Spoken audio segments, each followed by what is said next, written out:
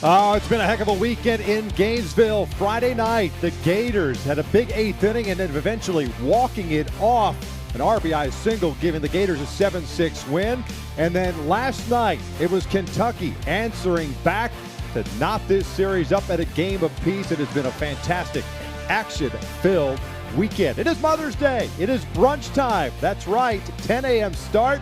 The old stretch and go. Kentucky and Florida in the rubber game of the series. Let's take a look at the SEC standings, where we currently are right now. And Jensen, I tell you what, a big game for both teams. All kinds of implications here, Vic, and both teams with a lot on the line as we begin. As you said, in earnest a little earlier today, we keep our fingers crossed. The rain has subsided and we get this one in on time. Hi, everybody. Alongside Jensen Lewis, I'm Victor Ross. So glad you could join us here from Concord Family Ballpark in Gainesville, Florida. A little SEC action on the SEC Network. And as I mentioned, an important series for both teams. But you got to like the back and forth against these two teams. Been remarkable, right? Kentucky by rights could have had this series with a stranglehold if not for the comeback from the Florida offense in the eighth inning in game one. They had to wait a while to get it done, but a win is a win is a win. Yesterday, Jackson Jelkin with a phenomenal pitching effort, his second complete game in as many weeks. But now we get to the rubber match today. Two great arms on the mound. Well, let's talk a little bit about Florida. This time of year, it's about RPI. Where you stand? Let's talk Kentucky first, and then we'll get to Florida. Big offensive outburst to start yesterday. They right now would be a 3 seed in the Eugene Regional. The RPI is stacked, but a win today, another big-time series against a ranked opponent, that would all but solidify their chances to be in to the field of 64. How about Florida? A series win today would be the first time they've won a conference series at home since the middle of March against South Carolina. They right now a 1 seed, projected to be the number 12 national seed. But again, a series win today for the Gators puts them right in contention for a top 8 national seed as well. Florida sending out on Sunday their junior right-hander, Russell Sandifer, is on the bump. 15th game, 9th start of the season. We'll see about a 4 to 5 pitch mix. The 6-1 righty, it has been really solid the last couple of weeks. Last week against the Sooners in Norman, 7 stellar innings, just the 1 earned run allowed. Again, the consistency and the efficiency with the early start time, Vic. Both starting pitchers going to be really tasked with filling up the strike zone. Let's see if the fatigue from the quick turnaround has anything to do early with both these offenses. Let's take a look at Nick Mingione's lineup for the Wildcats at 30-17 on the season. It is a lineup that likes to create chaos for the defenses. They will run, they will bunt, they'll hit and run. They do everything that you can to pick up a win. Luke Lawrence has had a nice season in that 3 spot. Been fantastic. It's really the top 3 with Jay Starnish, with Tyler Bell, who's the SEC co-player of the week coming in with just 2 weeks to go.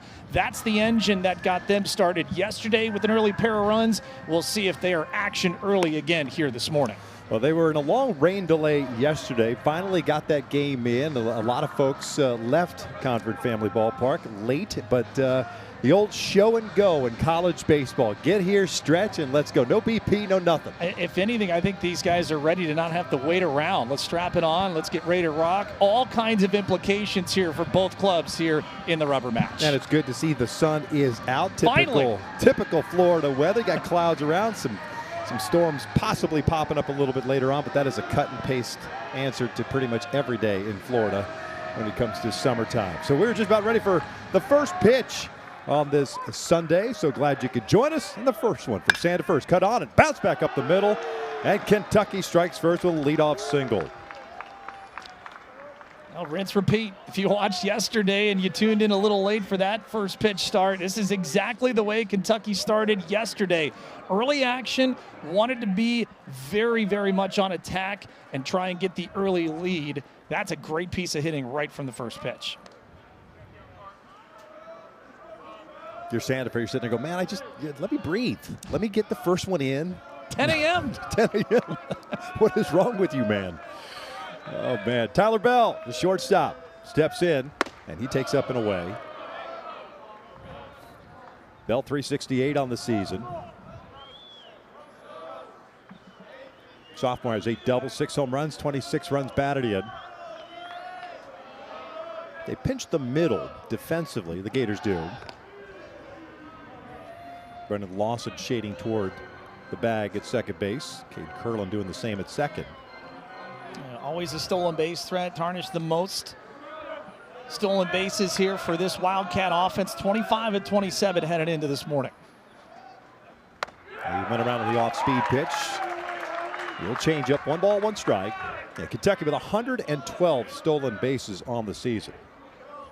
Pretty much everybody in this lineup is a threat to run.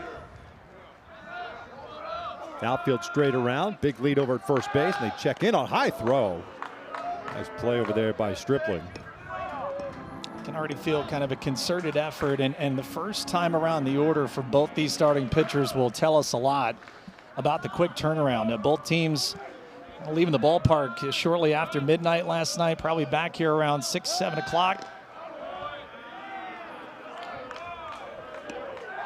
Something about waiting the last 2 days, right? Hours upon hours. Of course, Florida, you're at home, you got your own facility, you can kind of keep yourself busy. Kentucky, not so much, but well, they were ready from pitch number 1 last night. Darnish takes off, pitches outside to throw down, is not in time. A stolen base. 26th of the year for Darnish. So man in scoring position and a 2-1 count for Bell. Can kind of tell that's exactly what he was looking for. Good secondary, takes a peek in. And already a runner in scoring position just like it was a night ago. Almost a perfect pitch, quasi pitch out there. That is drilled out towards center field. Playable by Yost. Tagging is Darnish. He'll head to third base. Ball had some carry to it. 1 down. Now you look at Nick Mingione's offense. What do they do well? Top of the order. They set the tone. Early leads have been a key for them, especially the last handful of weeks. Now when you get into the middle of this lineup, Luke Lawrence, the guy you want up with runners in scoring position. Sandifer's going to go from the full windup. Infield at normal depth. First one on the way. He'll sky this one fouling out of play on the third base side.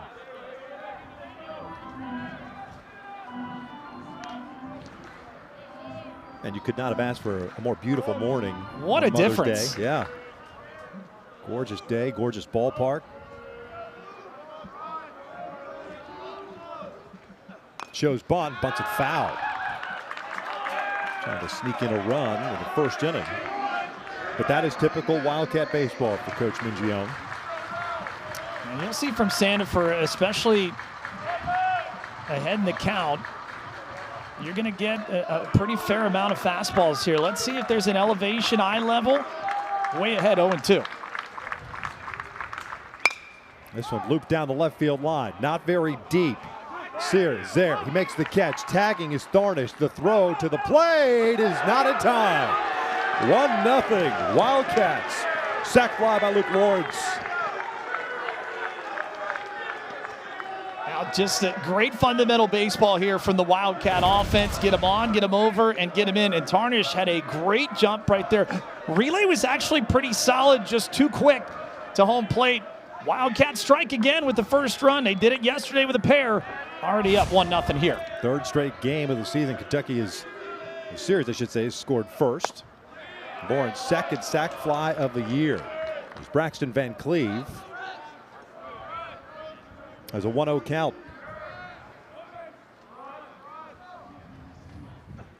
Cleve a big swing and a miss. 1-1.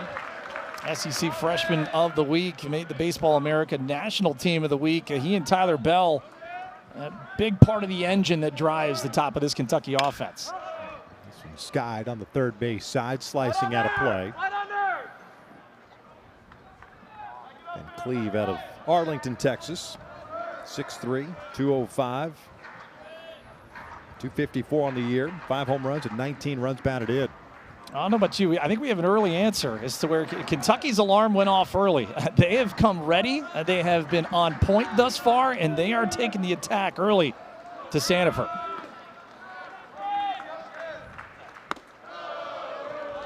Two. Good fastball at 92.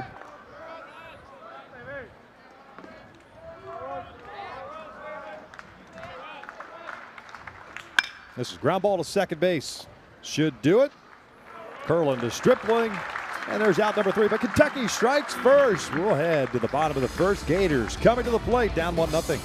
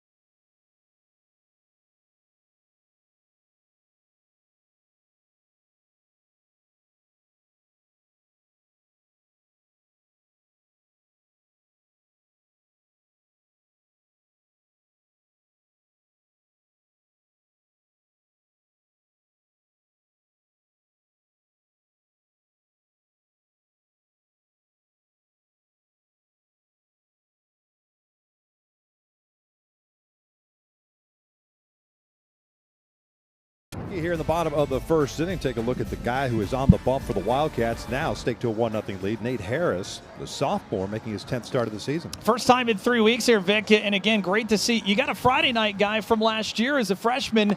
Well, not bad for a series finale to come back and put him in a big-time spot. Mentioned the Arsenal. You're going to see some decent – it's going to be sneaky velo, about 89 to 94.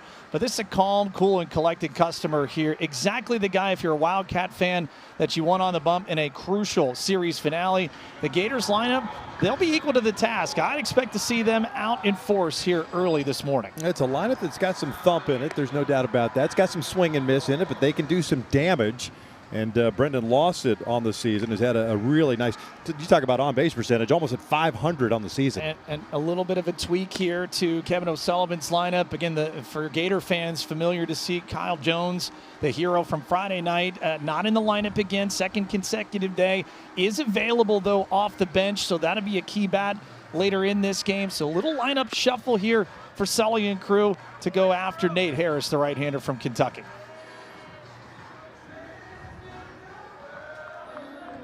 Senior day as well. All the seniors, as Blake Sears steps to the plate, were honored before the game today, all with given nice little gifts, varying from a mask to, if you're a catcher, to jerseys to bats.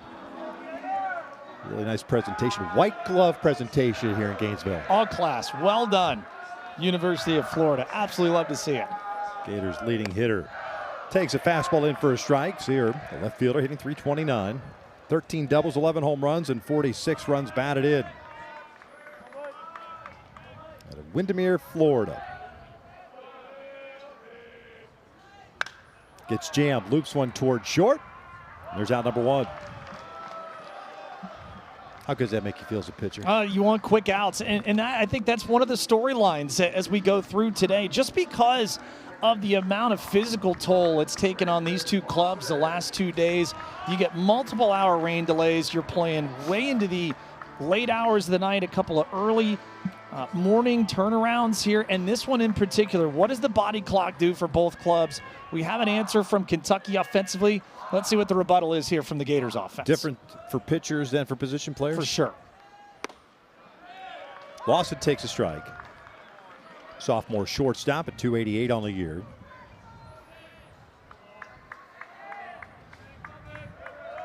Eight doubles, 2 triples, 12 home runs, and 37 driven home. 0-1. That is inside. You talk about some life on that fastball. I think that's one area to watch here. Again, 3 weekends in a row here that Nate Harris has missed, and back in a pivotal situation. What's the adrenaline like? What's the command of the heater, especially this first time through the order? A little bit high, 2 balls and a strike. Mentioned Friday night starter last year, 59 innings of work as a freshman, .470 ERA. The Yorkville, Illinois native. 39 innings this year, 33 hits, 36 strikeouts. 2-1. Jammed and fouled back just above us. That's 2 balls, 2 strikes. And you'll see a pretty healthy 5-pitch mix here. Fastball, cut, slide, curve, and change. Anxious to see kind of where he disperses some of it, especially with runners in scoring position. Fouled off.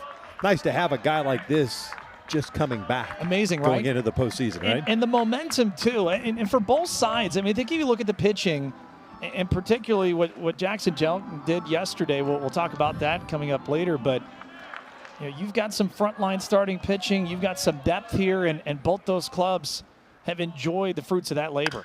That is ripped down the right field line. It's got the distance and is gone. Big fly for Brendan Lawson. Nats just gave up at 1 apiece.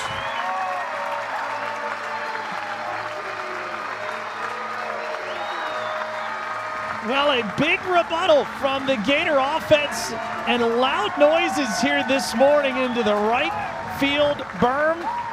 All nodded at one. Lawson, a no-doubter. Boy, what an answer from Florida. Check out the location of the pitch. You'd tell it was a hanging breaking ball, little cement mixer there. Was it fair? Yes, it was. Lawson to dismount. Knew it as soon as he hit it. Well, the answer in kind. We are level at 1.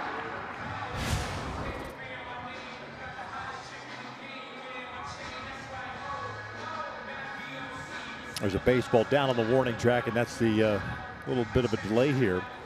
Great piece of hitting by Lawson, because that's a pitch, that cement mixers you mentioned, in on a hitter that can easily, if you get too quick and get your hands away from your body, you hook foul. Yeah, well, we usually say if you're going to miss, especially to a left-handed power bat, you better be in the dirt or better be off the plate. It was neither of those cases. Middle in, pulled the hands, short to it, long through it. Well done. Second home run of the series for Lawson. As Serwick, the third baseman, has himself an 0-1 count. And he'll shoot this one back off the mound and into center field. Couple of barrels after jamming Sear to open up the bottom of the first. And we'll bring up Caden McDonald.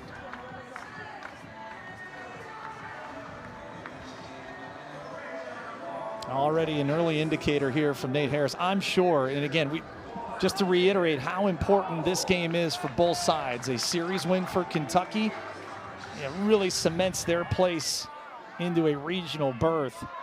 And for Florida, a big-time win here would mean not only a home series win in the SEC for the first time since the middle of March, but will lock up at least the regional here in Gainesville, if not a chance to still be a top 8 national seed. 0-1 pitch. Now back. McDonald the DH today, 356 on the year, 4 home runs, and 13 runs batted in. Last regular season home game for Florida. They will head to LSU next weekend. Kentucky will head home and host Arkansas. Outside, 1 ball, 2 strikes. Mention about Harris here being back for the first time on a weekend in 3 weeks. What would the adrenaline, what would the mechanics look like? How in control would he be? Shot through the right side, a base hit. Serwick will stop at second base. So both offenses have come out swinging the sticks. 3 consecutive hits allowed now. Now, particularly here for Harris, and it doesn't matter what level you're at, Vic. College baseball, the pros, if you miss over the big part of the plate, in advantage counts, you are asking for a long morning and long afternoon. And a little visit to the mound here to try and calm down the young right-hander, but you can already see a little point of contention here. Want to try and calm him down a bit.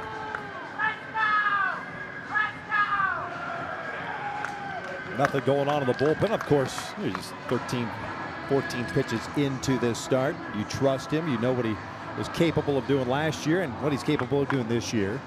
It's just to change the tempo up a little bit. Yeah, Dan Roselle probably just trying to get him a blow. Obviously, we're a little hot and humid here. Yesterday, day before, of course, we've had all that precipitation. It has definitely felt like a little bit of a sauna to start. So an inning can speed up quick, especially when you're not used to the elements, and that's something to kind of monitor here, especially for both these starting pitchers as we get into the later morning hours.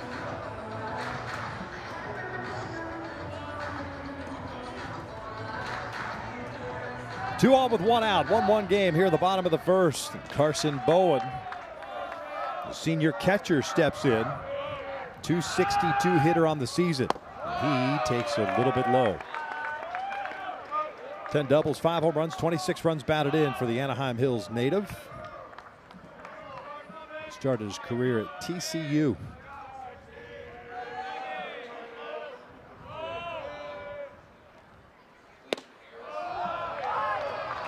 One ball, one strike. Some of the Gator faithful thinking perhaps that pitch was a little bit high. Yeah, you got the brothers Harris now. We got Leighton Harris in the bullpen. Brother Nate here on the mound. 1 ball, 2 strikes.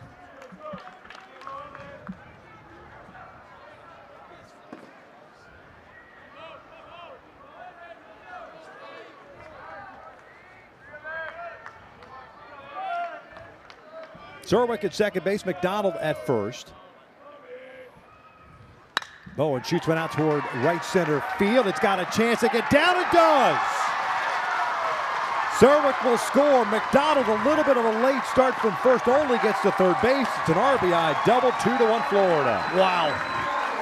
What a response here from the Florida offense.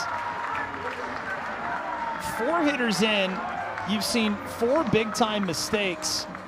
And the Gators offense has capitalized on every single one of them. Again, this is actually not too bad of an off speed, but still way too much of the plate. And you can see just a great job by Bowen going with the pitch and with the air the way it is today in the elements, Vic. That ball's going to carry a bit more than it has the past couple of days.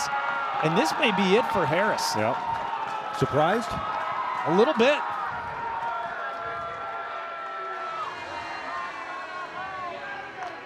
Unless they know something we don't, which is not unusual. Well, you know what the stakes are for this one. You don't want to give either side an opportunity to get the upper hand, but Coach Mingione may be out there to just kind of assess it and say, all right, not your morning, my man.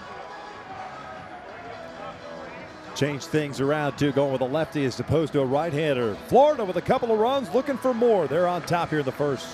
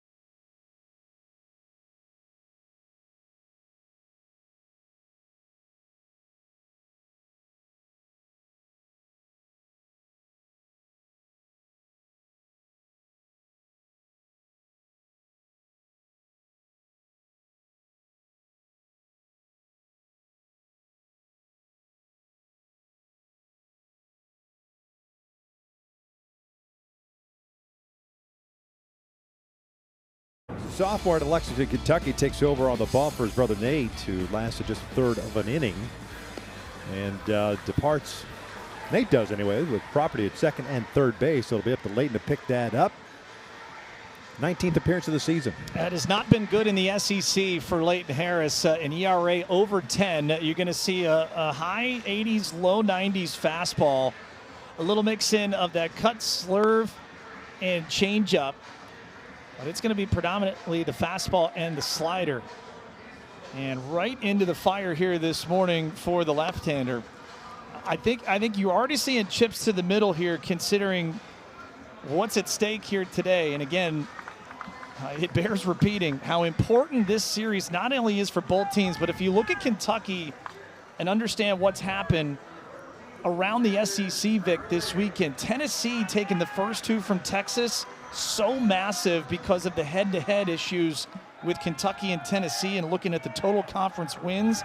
So Kentucky feeling this game taking on so much more importance with what's happened already across the SEC landscape. So with Landon Stripling up, left-handed batter, they do bring the lefty in. And it's 0-1 count. Nate Harris almost too many strikes. 14 of his 18 pitches. I mean, that's what you ask the youngster to do. That's looped out towards center field. That'll get down for a base hit. 1 run will score. Bowen will stop at second. He got a good jump, but then hesitated, thought that ball was going to hang up. 3-1 Florida. If it feels like we're repeating ourselves here, that is because everything has been up and elevated from Kentucky pitching thus far. Again, another breaking ball. That's a slider that hangs middle. And another great piece of hitting. 3 runs already home for the Gators, and they're looking for more. 5 hits already in this game. They had a total of 7 hits last night in the loss to Kentucky. There's Cade Curlin, the second baseman. Runners at the corners. I'll check in. Stripling. If you're Layden Harris, you are just trying to get something up the middle on the ground to stop the bleeding here and keep this thing just at a 2-run deficit.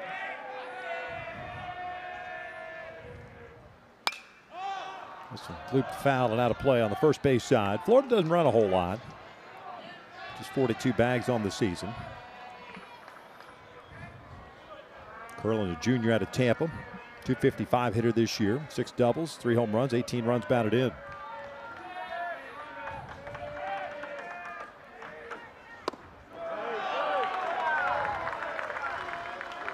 Ball and a strike. Curlin, just quality approach right now, understands with less than 2 outs, something to drive to be able to cash in that runner from third. This is pulled toward short, should be 2. And they do get the double play that ends the inning, but not before the Gators strike for 3 runs on 5 hits. Absolutely what you looked for. A series finale with so much on the line, and the Gators get 3 in response. How about a homer to come level at 1, and then some situational baseball, shopping in the gap early on Mother's Day. Florida leads 3-1 after 1.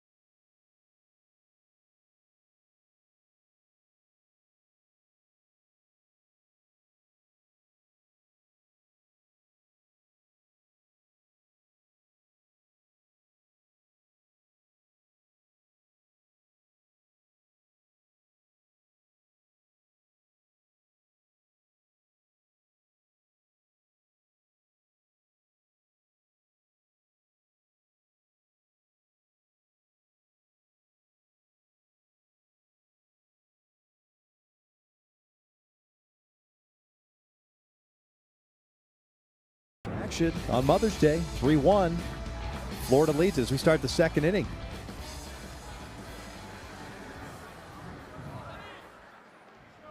And it got things started. Brendan Lawson with that home run. It knocked game up at 1 apiece. A 110 for you early in the morning. That's got to feel good on the exit velo. And again, quality at bats, taking advantage of mistakes. You knew the importance of where Florida wanted to try and bounce back offensively after what Jackson Jelnick did to him last night in a complete game masterpiece to knot this series at a game apiece. Now, what's the answer back by Kentucky? I think you have to just continue with your process. Skied out toward left center field. Has some carry to it, but it'll stay in the yard. One down. Top of the lineup, Vic, has been great, right, for Kentucky. They've been the table setters. They've been action early. They've, for the majority of this series, been able to give the Wildcat offense everything you could hope against one of the better pitching staffs in the entire country. And Coach Mingione has to like what he's seen from an execution standpoint. That's the beauty of the college game, though, right? You get that first punch, then you get the haymaker back. Now what do? Do you stagger or do you continue chipping away? No balls, 2 strikes. Owen Jenkins, the catcher. Jenkins, a .254 average, this being his freshman year. Foul back.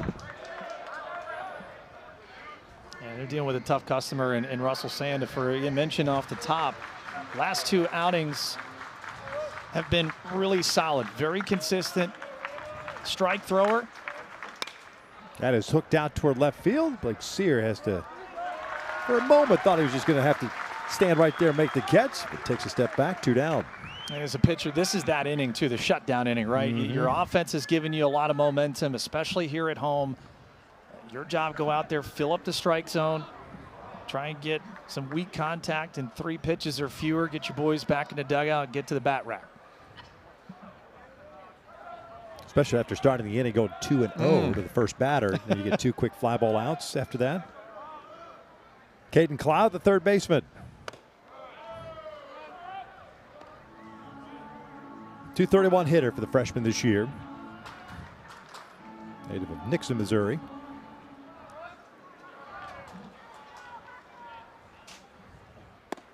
Breaking ball. 1-1. Like the sequencing here and the little cadence between Bowen and Sandifer. I feel like they're on the same spot here, executing well in this inning. 2 balls and a strike. Danny Cricks calling the balls and strikes this afternoon. That'll even up the count. It's a pretty elite swing and miss percentage here from Russell Sandifer. 28.8%, a 31% chase rate. There it is.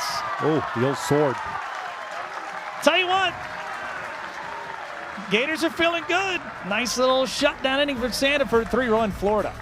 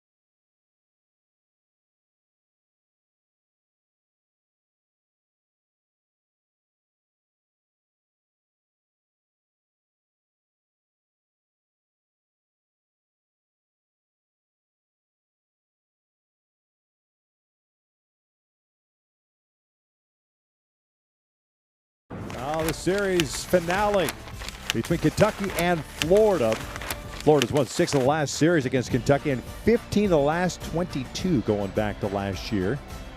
228th all-time meeting.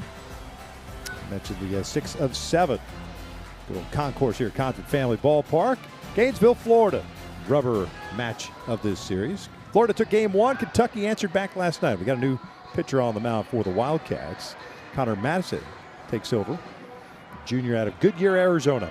Going to be, again, another high 80s, maybe a 91, 92 on the fastball. We'll feature a cutter, a curve, and a changeup, but predominantly fastball changeup here for the righty. Cash Strayer swinging first pitch, and that one pulls the first baseman, Will Marcy, off the bag.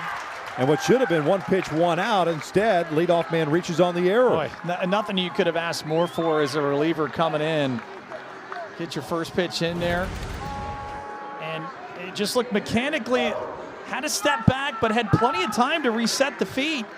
And Cloud just airmails it. Pulls Marcy off first. Gators with the leadoff man on. Fourth error of the year for Cloud. Here's Hayden Yost, the number 9 hitter. Takes a strike. I think we see that change up a lot to the lefties here from Madison. Try and get another rollover double play.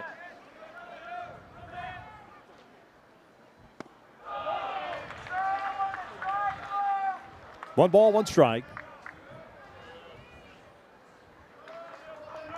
For Kentucky, that's their 51st error of the season. Both these teams in the 50s. Florida with 54 errors committed.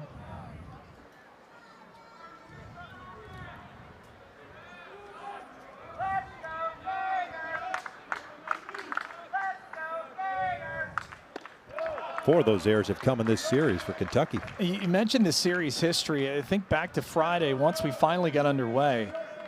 If you don't have the massive rally from Florida, Kentucky in position not only with a series clinching victory yesterday, but a potential to sweep the Gators here this morning. So credit where it's due. You got to be able to get the runs through, and Florida did that in the 8th inning, but boy, how different this series could be. That's pulled down the line, but foul, just out in front of it. How different the dynamic would be this morning if you're Florida thinking, oh, we've got to get at least one here. Right. And Kentucky licking their chops for a potential sweep. But that's why you play it all the way through. Kevin O'Sullivan, I think when you look overall at this Florida team, you obviously know the pitching prowess here this year. I mean, 2 frontline starters and Aiden King. Liam Peterson, what he did yesterday, a career high in innings. By rights, if the first inning doesn't happen, every opportunity to win that game, and they almost did in the 9th inning with that bases loaded rally.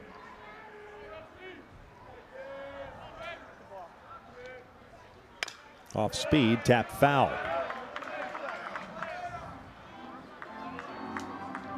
Count remains at 2 balls, 2 strikes. Blake Sear, the leadoff man, on deck. So if you're Madison here, again, it is a stark contrast as far as stuff here. So you know your changeup is your best pitch against left-handers. We might have a little contact issue here with our man Jenkins behind the plate.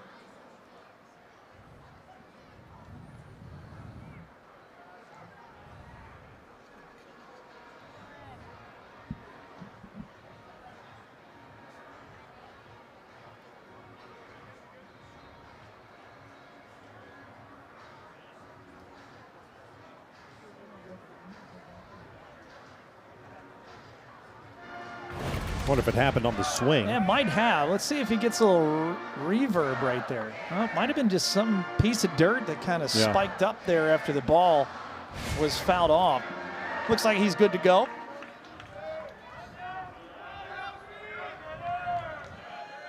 Strayer, the base runner at first. Nobody out. 2-2 now. Off speed, pulled foul. So in our age of velocity here, Vic, where we see a lot of frontline pitching in the SEC, mid to high 90s.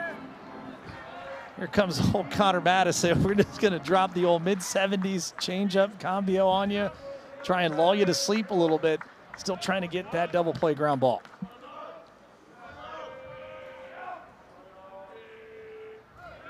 Long hold. This one's popped up. Shallow left field. One down. That's a great job from Jenkins and good pitch calling right there again. So you have all that AB where he's sped up and Yost all of a sudden 91 looks like 95 there with the deception. So well executed from Madison to get the first out of the inning.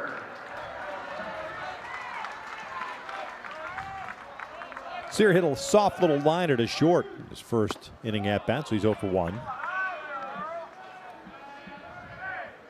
Gators with 5 hits in that first inning, sending 7 men to the plate. You'll see a little bit more cutter worked in here to the right-handers from Madison, but still going to be featuring that changeup about 50% of the time.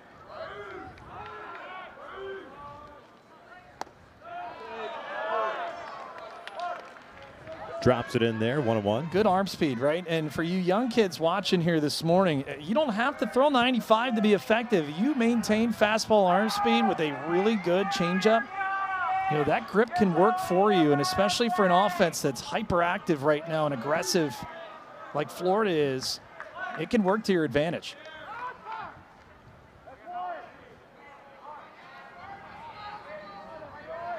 Time is called, and again, now it's like going Jenkins having an issue with his gear, maybe? Audio? A little pitch comm issue here, maybe.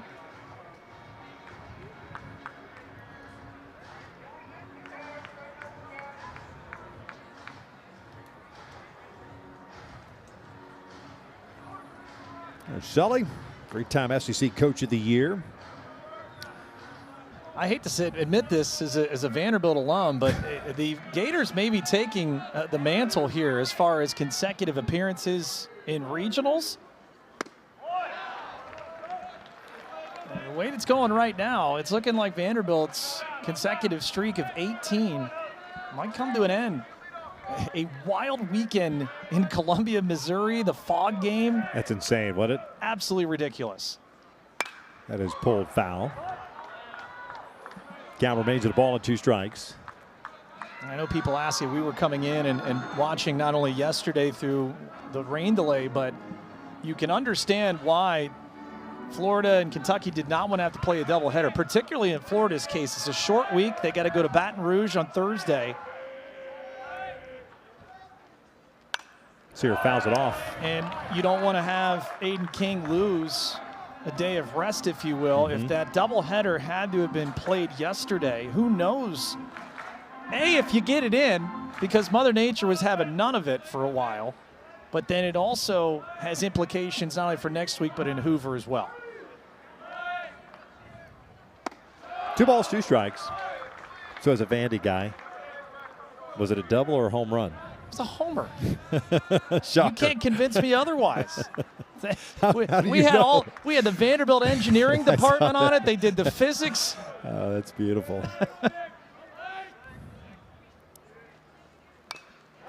Just got a piece of it to keep that at-bat alive. This is outstanding from a couple of different angles. Number one, Madison's doing exactly what you want to right on right here. Still trying to keep him sped up. 8th pitch of the at-bat now. Not that you've shown the full arsenal, but you still got a chance to kind of change some eye level if you want right here.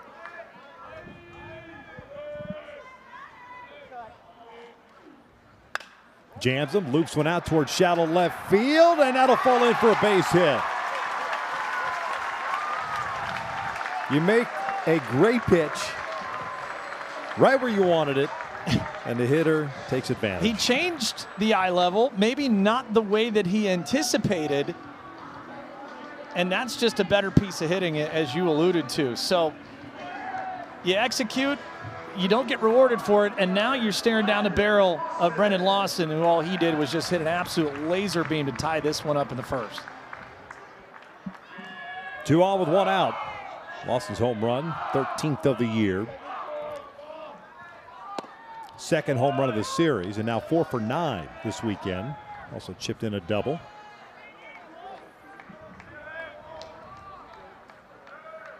Outfield straight up. Defensively against the Gator shortstop. 0-1. And he sails to the backstop. Just a bit outside. I don't think we have a PitchCom button for that one. You feel terrible for the right-hander. That one is just a slip of the grip. Right, yep, you could tell. Wasn't comfortable, and that is one of the worst feelings as a pitcher, especially when it starts to go. I mean, you'd rather try and shot put that thing down so that your catcher has a chance to block it, but now even more danger here. Second and third, less than 2 outs. Chance for a big inning here from the Gator offense. Is that ABS challengeable in Hoover this year? I'm going to think that call is going to stand. Infield back for Kentucky. Goes upstairs, a high hard one. 1-2. Okay, so now you emotionally, if you're Madison, a great job just kind of getting yourself back in, advantage count.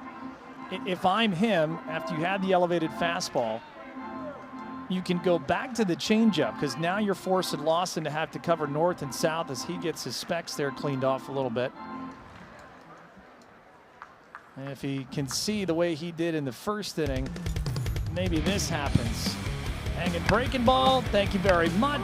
Exit stage right. 1-all at that point, en route to getting the Gator offense ignited here. First of 3 as they would take the lead. And this guy been about as crucial to the offensive success as of late. 110 miles an hour, that homer, 378, his 13th of the year. Strayer, the base runner at third base, here at second. 1 ball, 2 strikes with 1 out. We're in the second inning.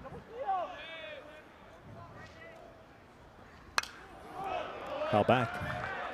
Interesting part about Madison's strategy, obviously using the pitch clock to his advantage, a guy that throws a lot of off speed, as you mentioned, but then gets the hitter almost, you would hope, a little bit off balance and timid and just making him wait as he comes set. Difference of velo too, right? It is slow and slower.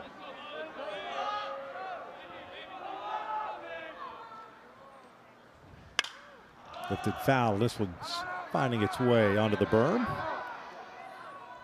Yeah, for people that don't understand how difficult it is to kind of be sped up to a 75, 78 mile an hour changeup, and then there's 92.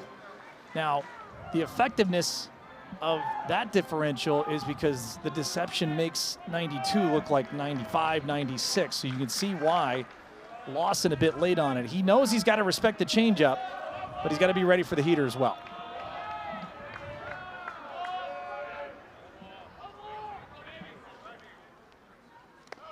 And that's a hit by pitch. And they're loaded up now. Well, this inning is speeding up quickly on Connor Madison. Glass half full look here. Maybe better that it was the hit by pitch. As you take another look at it, as the changeup just kind of gripped it a bit too tightly. But if you're in the Kentucky side, you're loaded up here. Yeah. One pitch still gets you out of the inning instead of, if that's a wild pitch, then a run at least is coming home. Is that a product of trying to throw the pitch? Might have just gripped it a little too tight to try and get that swing and miss. Ethan Serwick had a single and a run scored in the first, steps in. Outside.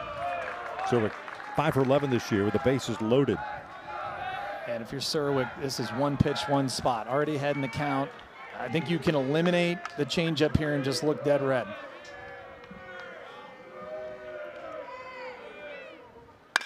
Gets a chopper right to the second baseman, Luke Lawrence, and they turn a 4-3 double play. And Kentucky gets out of it. Tried to say, eliminate the changeup. But my goodness, this is stones right here from Connor Madison. Little 4-3 double play. Kentucky escapes the danger.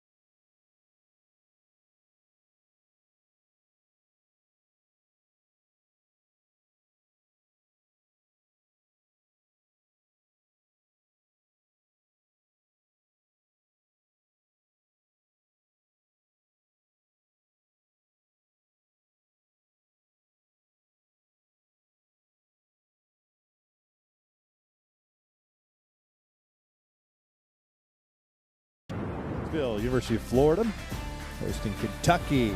Rubber game of this 3-game series on Mother's Day. It's 3-1 Gators. Glad you could join us. Supposed to get some rain a little bit later on. That's why don't say it. Game time moved up to 10 a.m. That's all I said. That's all I said. I'm stating facts. Yes. Spitting the facts. 8-9-1 for the Cats. Marcy Campbell and then back to the top and Tarnish.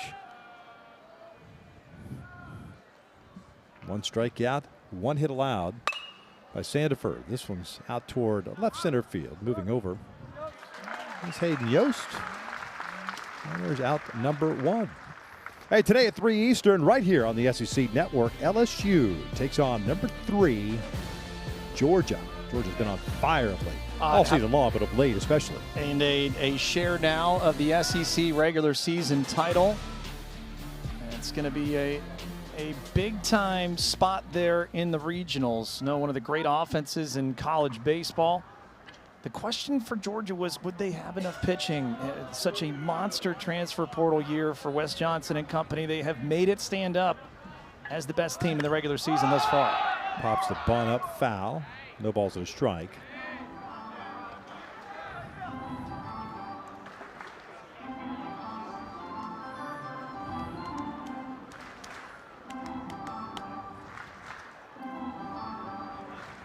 I feel like this year's gone by fast. It has. Right? It's really flown. And to think of the parity, too. I mean, go back to the beginning of the year. You're looking at LSU as the defending champs and by rights should have had the respect coming in. It has not been that year for Jay Johnson's crew. They're still trying to fight to stay alive in the regional berth. Vanderbilt, we mentioned already, just a surreal year for Tim Corbin's crew. They set a school record for homers in a single season, yet the pitching is one of the worst it's been in the Corbin era. A lot of injuries they've dealt with.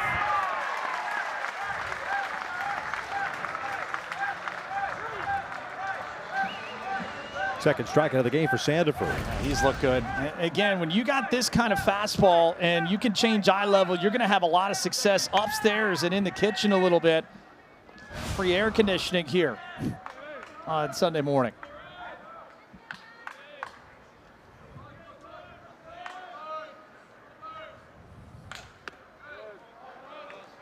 One 0 count on Tarnish. Very first pitch of the game, he shot it back up the middle for a single.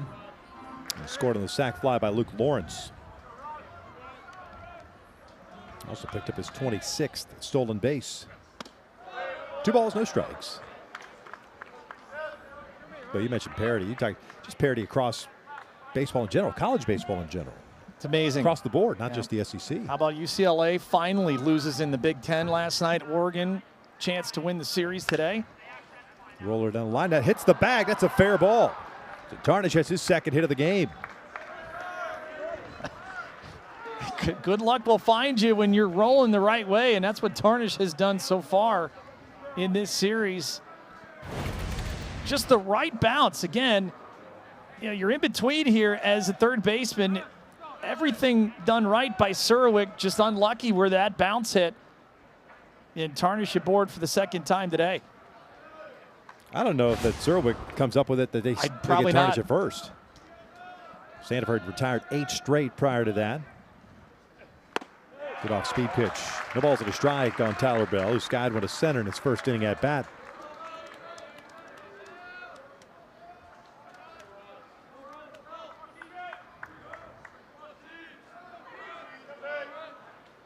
The Cats with 2 hits. Tarnish has both of them. Big lead for him at first. And you look at Tyler Bell and obviously the engine that drives this Kentucky Wildcat offense. What a year it's been. Team USA selection this past year as well. Lifted foul and out of play. Coach Nick Mingione's team's hit, okay? You better come with it, especially at the top. You put these top 3 in Tarnish, Bell, and Lawrence up against a lot of top 3s in the SEC. They're going to be a force to be reckoned with and a handful. 1-2. Pitch out. 2 balls, 2 strikes. Yeah, Bell last year as a freshman played in 56 games. reached in 54. Is that good? I think that That'll might do it. leave a mark at 296. And led the team in RBIs with 46. 2-2, Tarnish on the move, and this one skied out toward right center field. Has some carry to it, and Yost on the track makes the catch for out number 3. So Sandifer works around that 2-out little infield base hit, and we'll head to the bottom of the 3rd. Gators up by the score 3-1. We'll hear from head coach Kevin O'Sullivan when we return.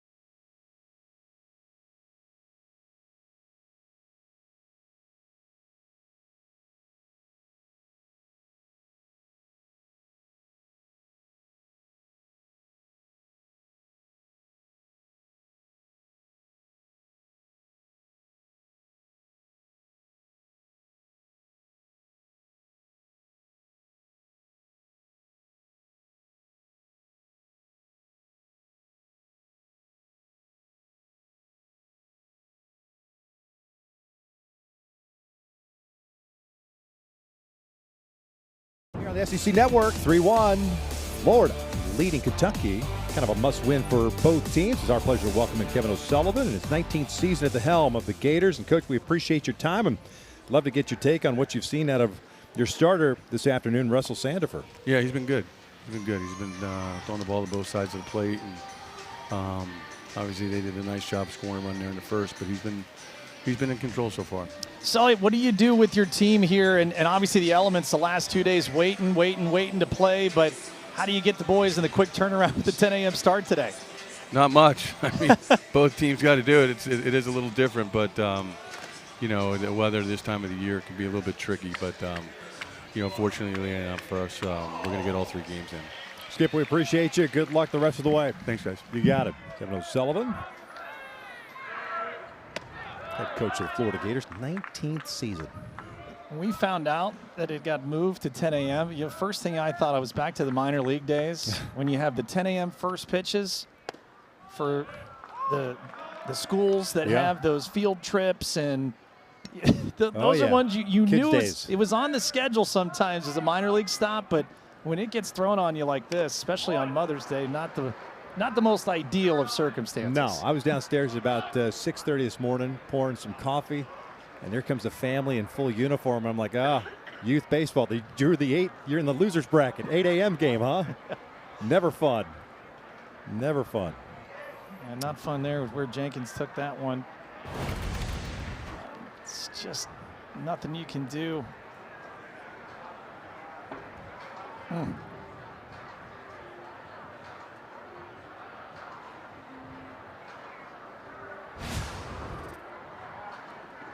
Always wondered, these are the times where, like, how everyone's individual.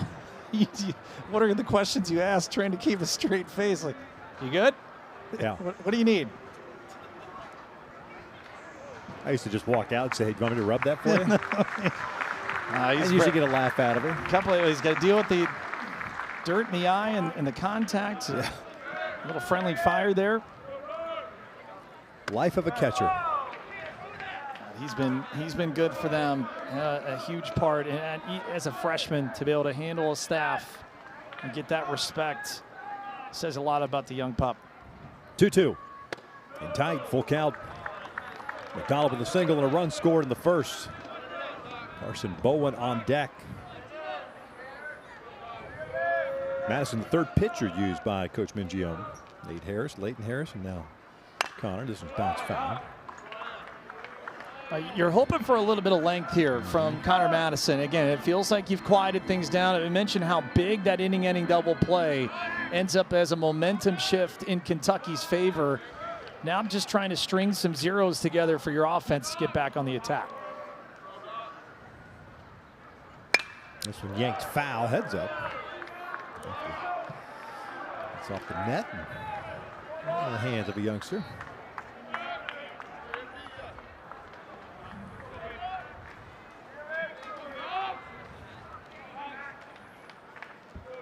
Do it again at 3-2. That's upstairs. It's a leadoff walk to start the third inning for the Gators.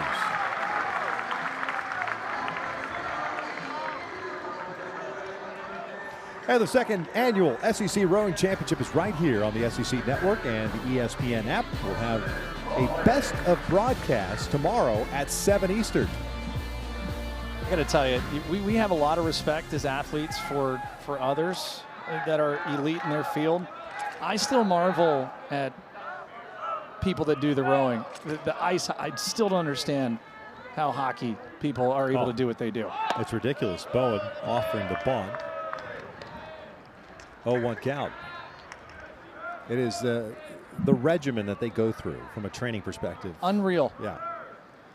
As physically and mentally demanding as it gets. I'll admit it, it's not my thing. All that physicality. Little chopper to short. Should be 2. And the throw pulls Marcy off the bag. Well, Lawrence is going to want this one back. I think he had more time than maybe he realized here. The feed was okay. Yeah, Bell gets it cleanly. And let's just look at the transfer. Again, pretty tailor-made right there. Yeah, I think Lawrence probably could have really just taken a half second and made a quality throw to get the twin killing.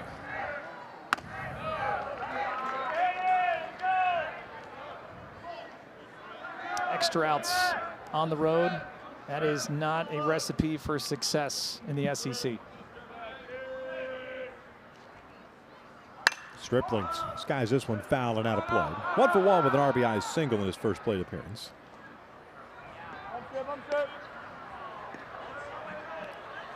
Of course, the big kid had to make the catch there.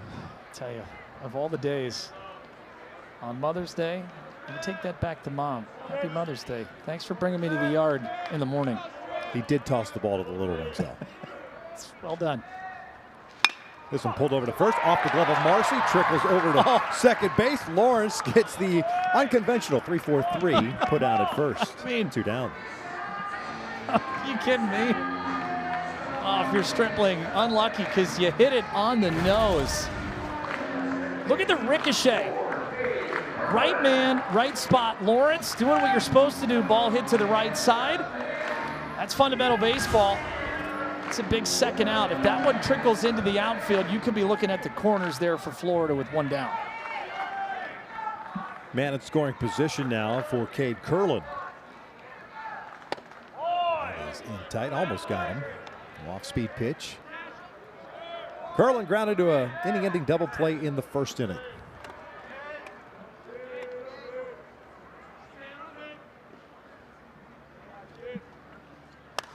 Gets jammed, pops one up toward the Kentucky dugout and lands just beyond the coach's row. Now, Madison can get another 0 here. Again, you're going to have pitch number 40 upcoming. You got the freshman Toby Peterson starting to get loose in the Wildcat bullpen.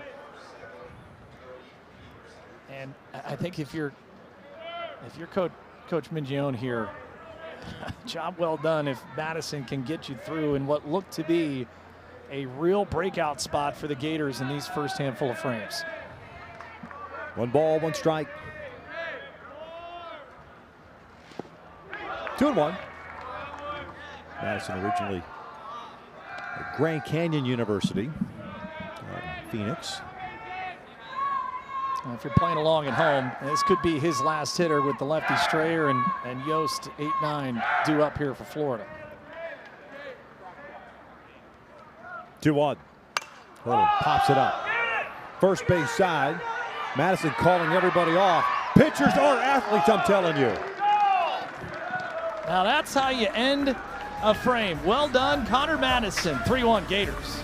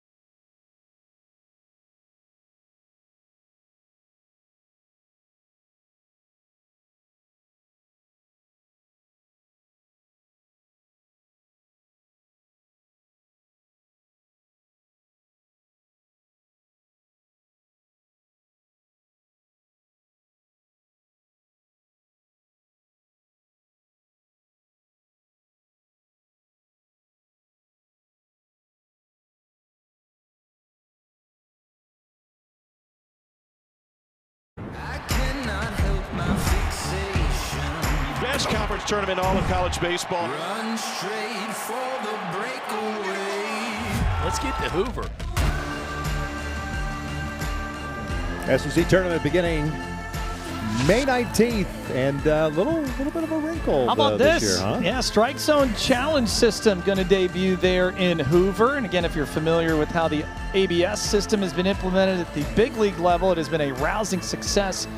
Teams there in Hoover, 3 challenges apiece: batter, pitcher, or catcher. Those are the only people that can challenge.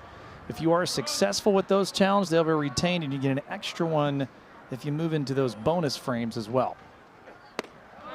Part of the order for the Wildcats here in their half of the 4th inning: Lawrence, Van Cleve, and Brown. Sandifer 2 strikeouts, 2 hits allowed.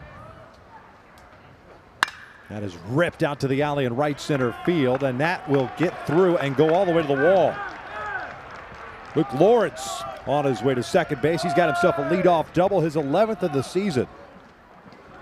Now pitch out over the big part of the plate, and Lawrence wasting no time. He has had himself a weekend here in Gainesville. Strayer tried to cut it off a little bit, but you see center cut, and Lawrence on the screws. Good backspin. You see that ball was getting out there much quicker than Strayer thought. He tried to take a direct route over, but loud noises to start the 4th inning for the Kentucky offense. The Gators had him shaded that way too, playing toward that alley. This one back up the middle. That's a base hit. Being waved around is Lawrence. There's no throw. It's an RBI single. It's a 1-run deficit for Kentucky. That's what you ask the middle of your offense to do. How about the freshman of the week in Braxton Van Cleve, picking up right where he's left off. Again, another elevated belt-high fastball from Sandifer. Back-to-back at-bats, mistakes over the big part of the plate. Kentucky draws to within a run.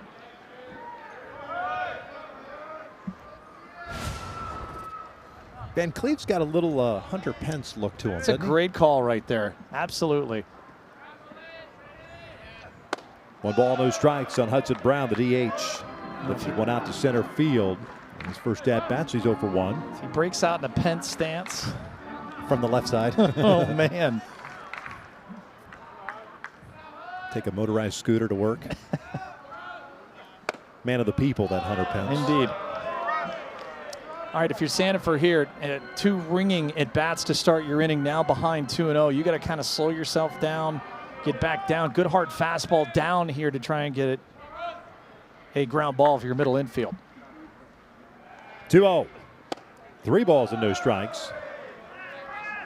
That's kind of appeared like a non-committed off-speed pitch. Well, again, the kind of when you see and hear what those first 2 ABs do to you, that's right in the short-term memory bank there for Russell Sandifer. And a 4-pitch walk. So a double, RBI single, and a walk.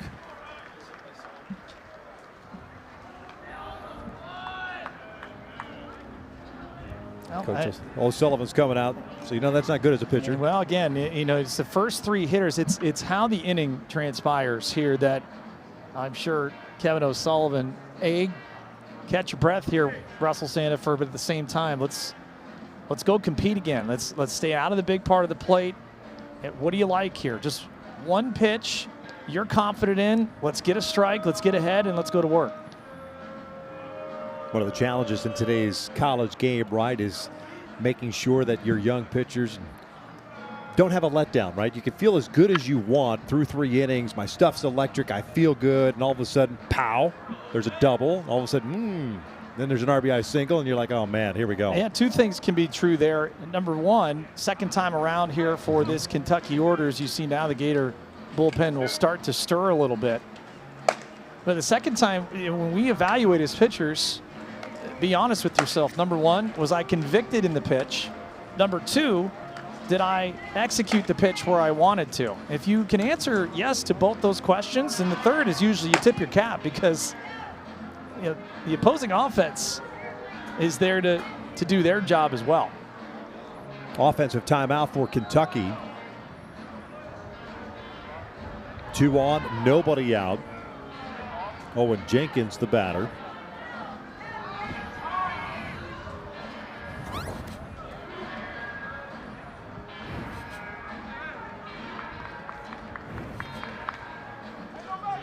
So still double play in order here, even with no one out. And you haven't out at any base. So if you are the corners here, you got to make sure of one. Do not let a potential big inning turn into a massive one. Not sacrificing, and the bouncer toward third base. They'll go 5, 4, 3, double play. 2 outs.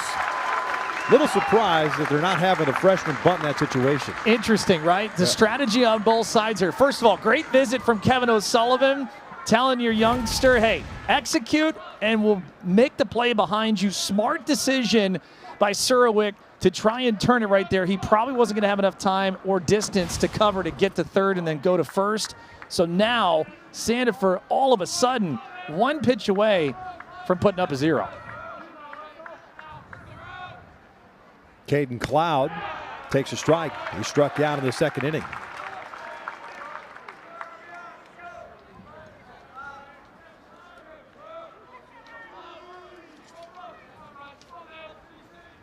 Oh, 1 from Sandifer. That's downstairs.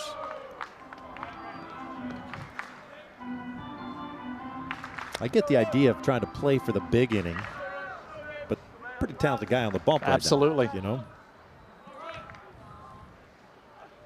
2 balls, 1 strike. Hey, so now bottom of the order here if you're Kentucky.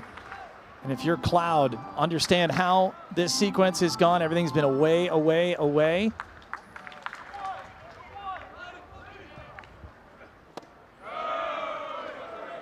Trying to get him chase that slider that got him in that second inning strikeout. And that's the trade-off, right? If you sacrifice Jenkins, you got runners at second and third with another freshman at the plate who did not look good in his first inning at bat, and he draws a walk. Well, that is unfortunate if you're Florida. You get the double play, and then the walk here to the 7-hole hitter. Now, Marcy has struggled, and perhaps that's pick your poison matchup that you were looking for, but pretty uncompetitive at bat there from Russell Sandifer. First and third, 2 outs, 52 pitches thrown by Sandifer. 2 walks that he's issued in this game have both come in his 4th inning. Here's Marcy. Skied one to center field, his first AB. And a little bit of a delayed steal. Cloud is in there. His first stolen base of his collegiate career.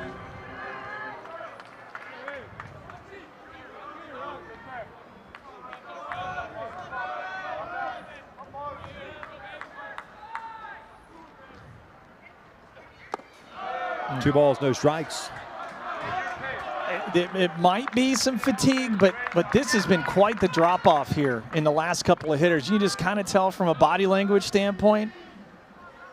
And it's a good visit, I think, here from Bowen, just to kind of get a little reinvigoration for his right-hander, also buy some time here for the Gator bullpen. Caden McDonald getting ready in the bullpen for the Gators. And it doesn't take much in this weather to get loose. No, it sure doesn't.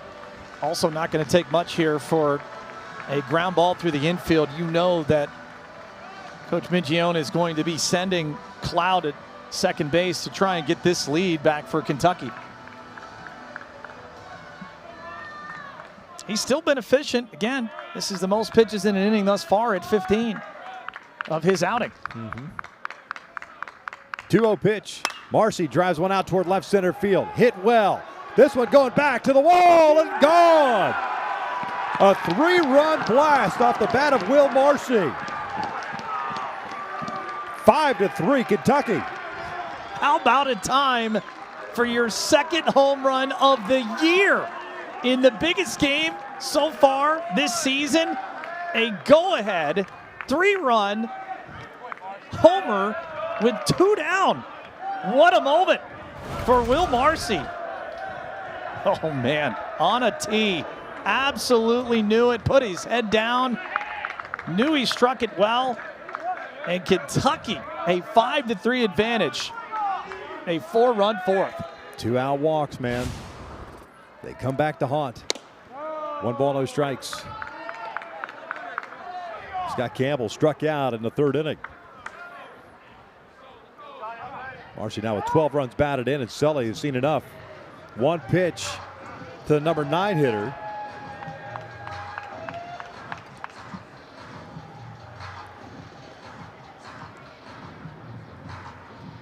Makes a visit to the home plate umpire, Danny Cricks, first before going to the mound, and that's going to be it for Sandefur, just like that.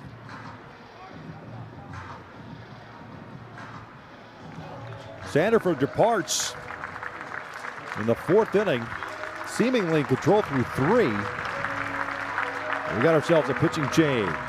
5-3 Kentucky here in the 4th.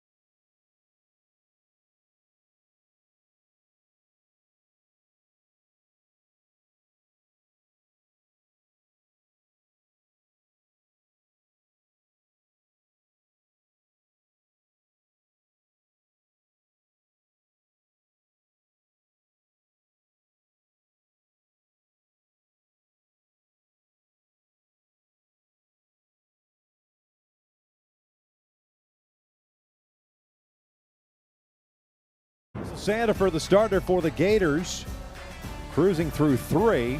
Clearly displeased with his performance here in the 4th inning, as Kentucky leads at 5-3. Well, self-inflicted wounds. He gives way to the right-hander, number 21, Caden McDonald. Again, low fastball, low 90s fastball.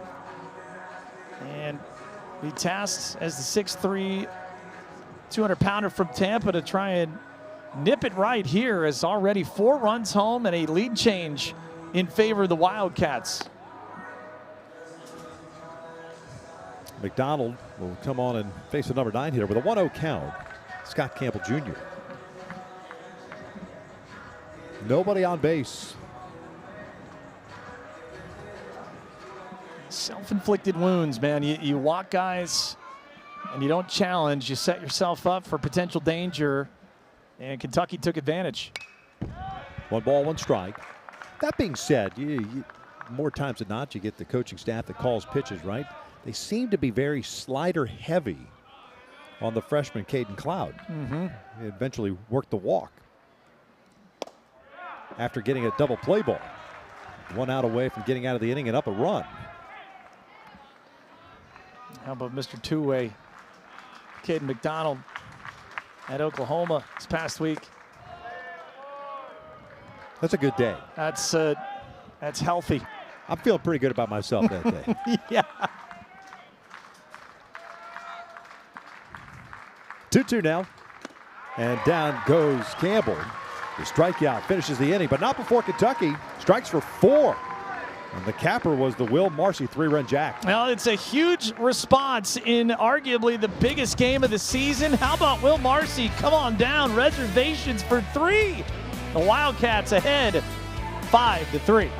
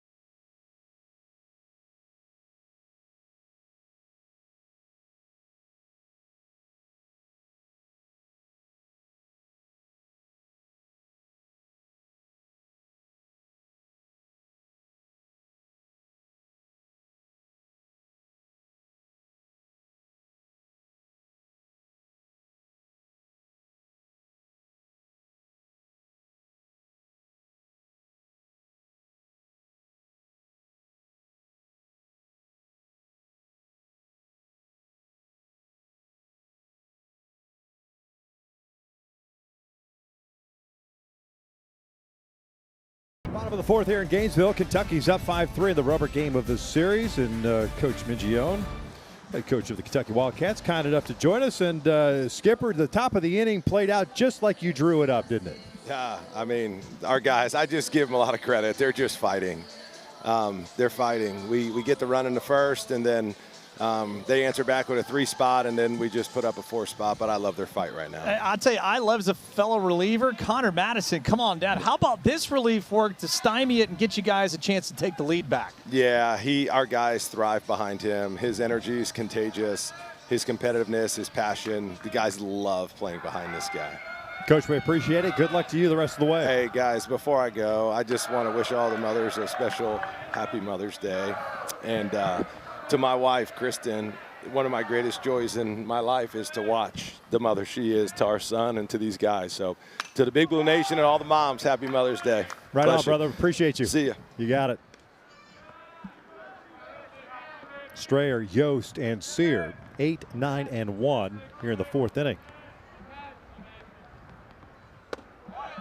Strayer, the right fielder, had a single to lead off the second inning, but was stranded there. It's the first batter that Madison faced.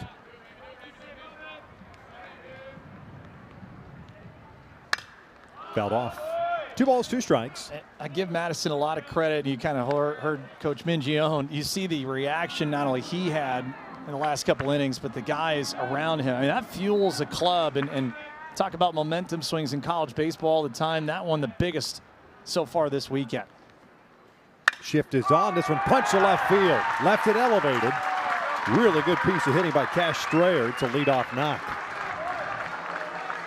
Fundamentally sound right there. Just a great job by recognizing the elevated mistake.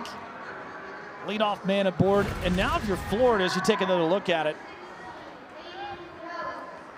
it's a little off the plate there, but just staying level with it. Nice job being silent with the head. If you're Florida, man, you see Madison now a fair amount.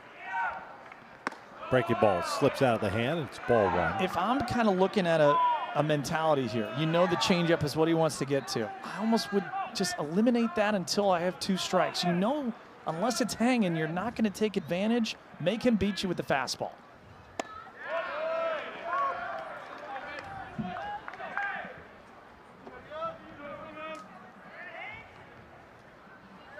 Action beginning in the Wildcats' pen for the second time. 1-1, skied out to right field. Towering shot toward the wall. Van Cleve is there, and he can't make the play. A 2-run home run off the bat of Hayden Yost knocks this game up at 5.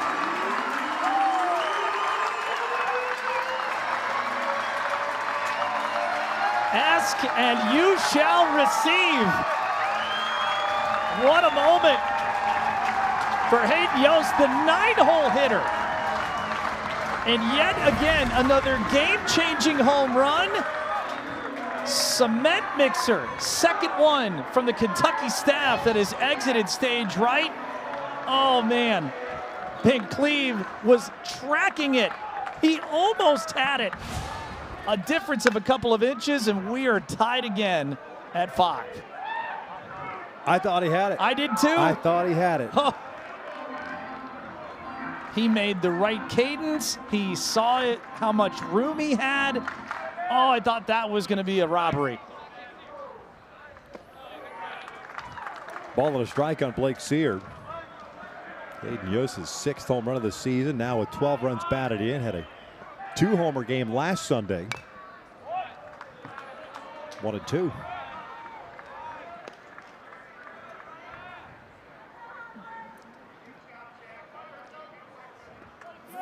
What if he just leapt a little too soon? Sear skies this one out to right. A little bit easier play for Van Cleve. I mean, that's never an easy play, right? Because it's kind of left-handed batter, so it's kind of hooking a little bit. He's had a long run, had to find the fence, time it. But, man, I thought he had it. When he jumped up, I thought he had it. Because the tracking part and timing of it looked like he had judged it correctly. And to be honest, I mean, it's a big dude out there. So the fence was not my issue.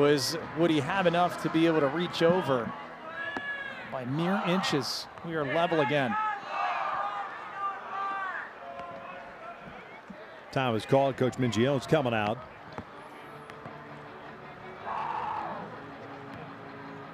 Double barrel action for the Wildcats in their bullpen right now. Looks like that's going to be it for Connor Madison. Going to draw this out, make sure the guys get a couple extra pitches in the bullpen. Yep. And they're going to go lefty-lefty. Well, you can't say enough. Early in this game, Vic, for how the Florida offense had responded in the first inning to not have Nate Harris make it out. Connor Madison deserves all the credit for at least giving Kentucky the opportunity to stay in this one. No doubt about it. He departs with one out here in the fourth. 5-5 game in Gainesville.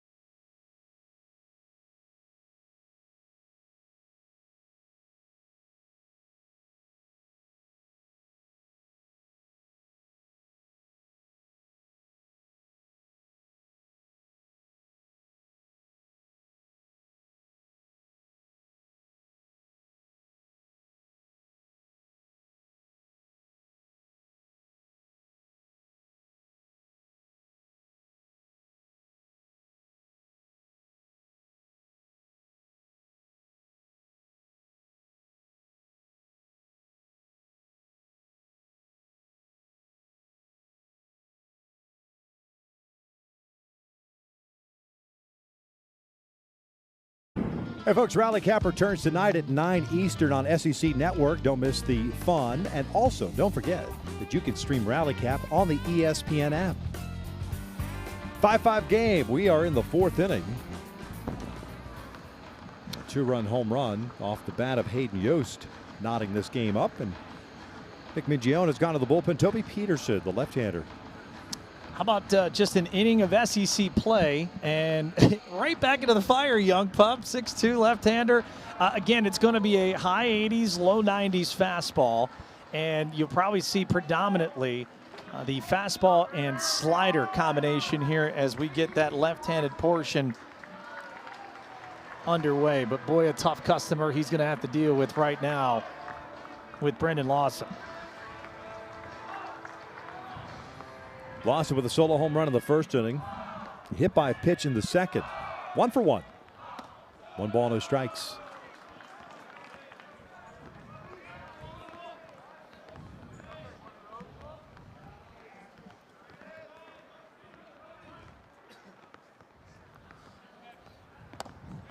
One ball, one strike. Florida certainly battle tested in the SEC this year.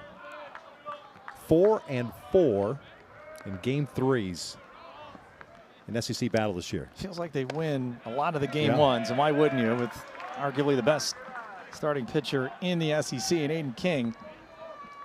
Just at home has been such a weird part of how this year has transpired for them, not winning a home SEC series since the middle of March. Gators' 6th straight SEC weekend coming down to game 3. No problem. Let's go take out the top 5 opponents, though. Yeah. Into Hog Pen, there against Arkansas. Down in Athens against Georgia, and top 15 against Oklahoma. Lefty-lefty matchup results in a walk with 1 out here in the 4th. Again, I think you're going to find here, now matchups pretty much rest of the way, knowing how crucial this game is for both sides. It's been a little seesaw. Kentucky the early advantage, Florida responded. Then Kentucky the big 3-run homer from Marcy. Now Florida has responded. Moves and counter moves embarking here from both head coaches as we get to the middle frames. They're going to go to the bullpen here with a right-hander.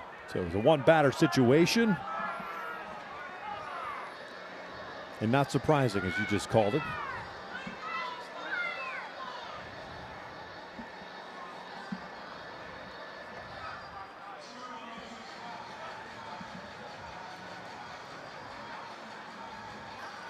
So limited action for the left-hander in the SEC and par for the course. One batter.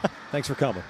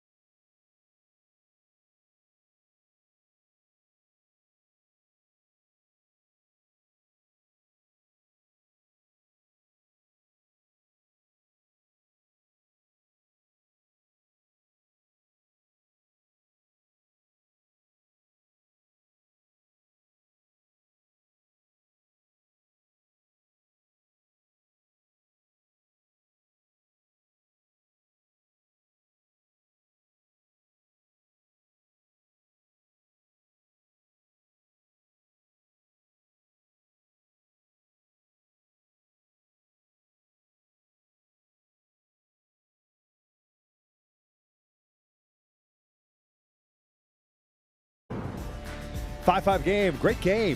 The rubber game of the series on this Mother's Day here at Gainesville. It was a 10 a.m. local time start because of the potential rain.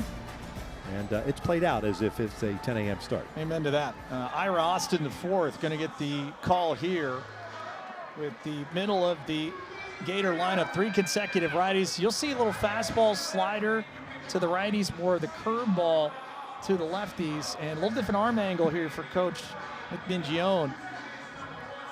And playing the chess pieces here, you know where you are at this point in the game, and trying to match up accordingly here to keep this level at 5. 3 straight right-handers due up. 1 out and man at first base. Slider cut on and missed. Zerwick with a single and a double play ball. He's 1 for 2 so far this afternoon. And that double play in the second inning is exactly what Ira Austin is eyeing right here. On the corner. 0-2.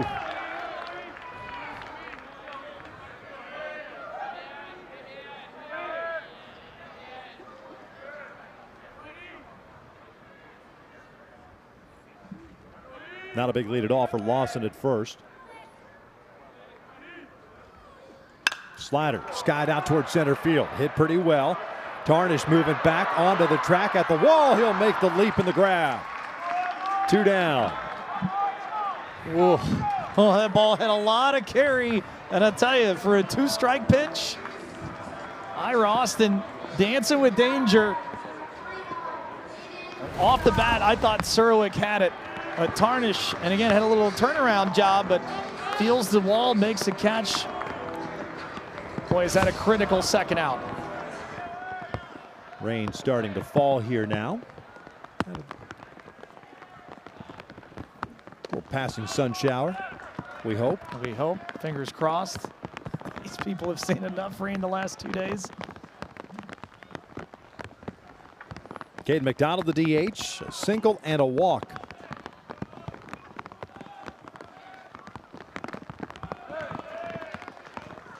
Two balls, no strikes. And now, especially with the rain here, if you are a middle infielder, you better make sure the grip is there. You do not want to airmail a throw to first that potentially ends the inning and allow extra bases. This one skied out to right field, hit well. Van Cleve going back, that is gone. Apo Taco by Caden McDonald. 7-5 Florida. My goodness, are you kidding me? Grown man strength to right field, all 3 homers for the Gator offense departing that way, and that gives the Gators a 7-5 lead. Oh, that was absolutely absolutely crushed. Stayed on it, turned and burned, great separation and followed through. And you see the reaction. Massive moment for the Gators back in front. First RBIs of the series for Caden McDonald as Carson Bowen takes a pitch upstairs.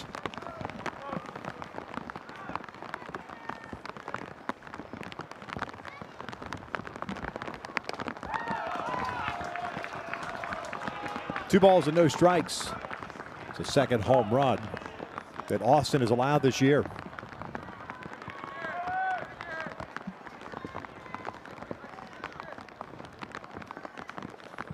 What a turn of events this fourth inning. It really has been the teeter-totter, back and forth. Two heavyweights. And again, for people just joining us, how massive this game is for both clubs.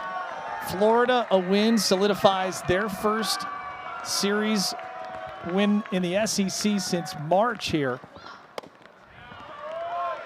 And all but wraps up at least a Gainesville regional host berth. But more importantly, Vic, keeps them alive for a top 8 national seed. Kentucky, a series win, also giving them a huge chance to punch their ticket back to the regionals.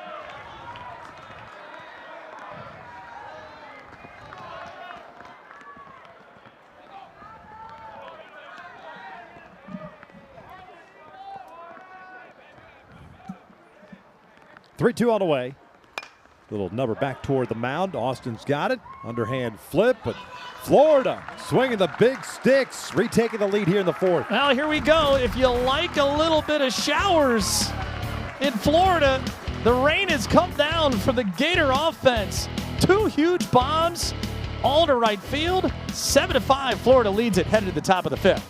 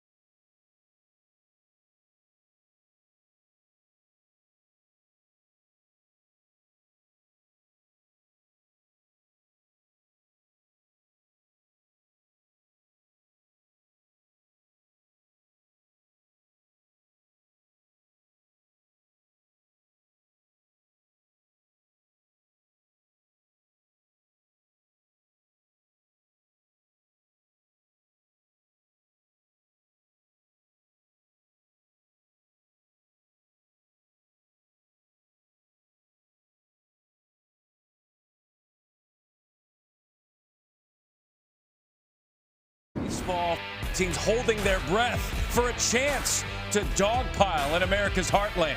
It's the NCAA Baseball Selection Show with watch parties all over the country. Let the road to Omaha begin. May 25th, noon Eastern time, the selection special. Here's your look at the projected national seeds. Florida right now as of May 5th, the number 12 seed. We mentioned all the implications of a series win here today and what that would do to basically lock up a Gainesville regional host berth. But more importantly, with the landscape that has unfolded in the SEC this weekend, a chance for a top 8 seed still very much alive for the Gators. Georgia clinching a share of the regular season SEC title yesterday. How about Texas losing the first 2 to Tennessee? Why is that important, Vic? Because you Kentucky Wildcat fans have been scoreboard watching a little bit.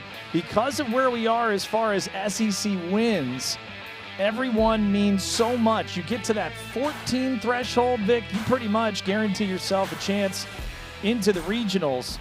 And right now, as we begin play today and this week, Kentucky, a potential 3 seed in the Eugene Regional. By the way, the Ducks handing UCLA their first Big Ten loss of the year yesterday. Rubber match out west there. But these Wildcats, so much on the line today. They got a lot to play for, not only today, Vic, but also they go back home and welcome in all of a sudden a red-hot Arkansas Razorback club as well. Yeah, no doubt about it. UCLA, by the way, they'll be just fine. They're going to be good. They'll just be fine. Yep. That is an incredibly talented core that has been together for 3 years. But, overall, the SEC is what it used to be. 13 win was the threshold. Now it's like, all right, we got to go to 14. Yeah. You know. And think about how many of the top 16 seeds. I mean, you may get to 6, 7 hosts the way it's going right now. And Florida would love nothing more than to find their way into the top 8, knowing that their path to Omaha will be right here in Gainesville.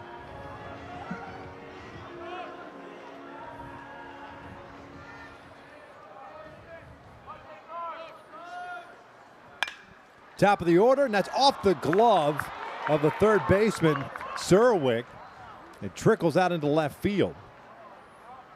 And Tarnish had no idea because he had his head down thinking it was a ground ball to third base. That's a good job from Tarnish. As you obviously now with that quick little rain shower, it has created some slickness, not only on those ground balls coming off the grass, but I mentioned it this past inning. If you're an infielder, you better make sure of the grip. And a big start to the inning here for Kentucky at the top of their order. Error charge to Serwick, his 9th of the year. And Tyler Bell steps in. Twice has hit a fly ball to center field, so he's 0 for 2. Breaking ball, just missed off the plate.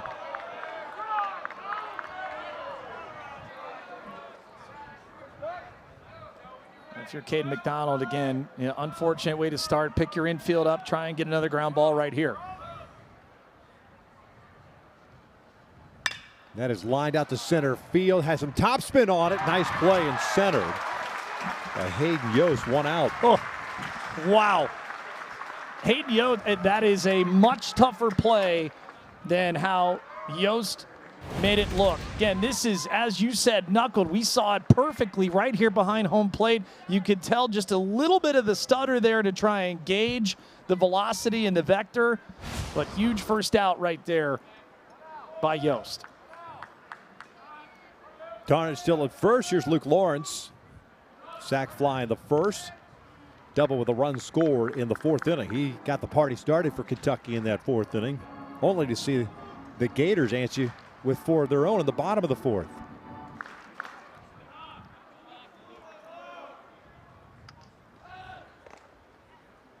And you can understand why McDonald, keeping close eye, does not want to have Tarnish into scoring position. Basically a base hit the way we're going now with where the field conditions are. Vic, that's another run for Kentucky if it finds its way through.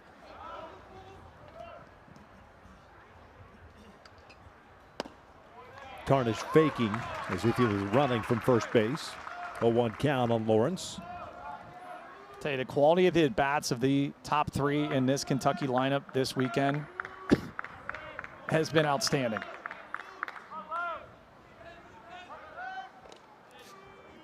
By rights, Bell absolutely stings that ball to center field. Nothing to show for it, but you got a guy like Tarnish, 26 of 28 stolen bases, has only been caught 3 times in his career. There goes Tarnish, and this one's fouled off.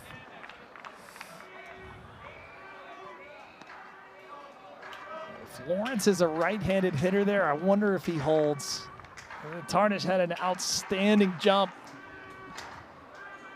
to get to second base, but Kentucky has shown that they have been able to adjust it and be able to do damage with 2 strikes.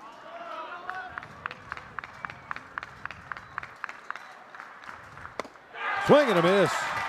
Blew that fastball right by him, 2 down. This is just a better job of execution. Caden McDonald elevates, goes upstairs. You youngsters, when you change eye level with velocity, it's nearly impossible. You can see the emergency hack by Lawrence. He was caught in between. He was looking off speed. Got the express. Big second out for McDonald.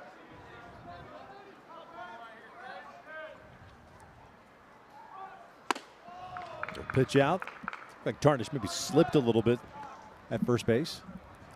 I understand the pitch out there. I don't know if I like it. You just get a big strikeout. You want to keep momentum with your pitcher there. So now you give Van Cleve, who's already had a huge swing in this game, a chance. Now back. Van Cleve with an RBI single in the 4th inning. 1 for 2.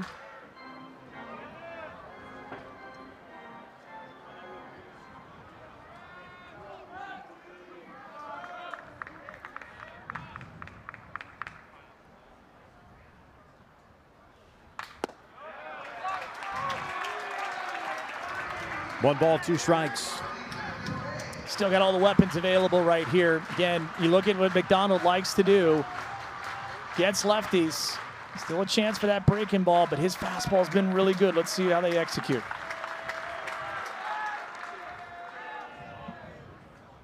Think with 2 strikes they start Tarnish now? You would think, right? You just try and create a little bit of chaos, maybe upset the cadence just a little bit.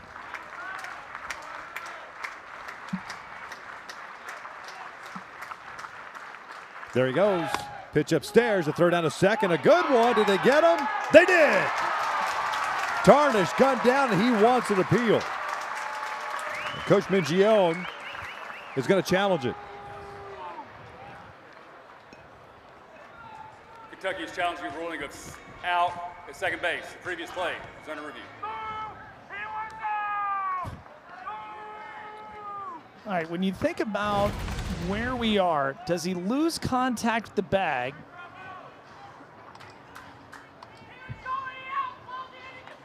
Foot is there. Ooh. Does the hand go into the foot? That's what I'm looking at too.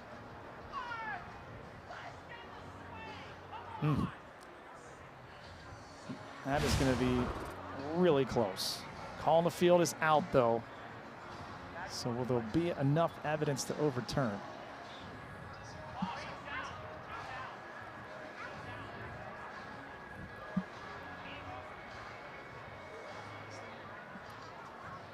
Call on the field is out, so you obviously need conclusive evidence. Okay, let's see. Does he apply the tag? And where is the hand? Man, I think he might have just gotten in there. His hand is past the foot. How does he get tagged, and where does he get tagged on that arm? Here's the question I've always asked in these they call them safe, is can you assume that the glove is not touching the body? Last look that they had in Birmingham to make this call overturned. So if there is a little bit of daylight in between where that tricep is, his palm is making contact with second base. A good challenge from head coach Nick Mingione. 2 balls, 2 strikes, 2 outs. And Cleve strikes out. Doesn't matter. Tarnish gets his second stolen base, but he is stranded in scoring position. We're off to the bottom of the 5th.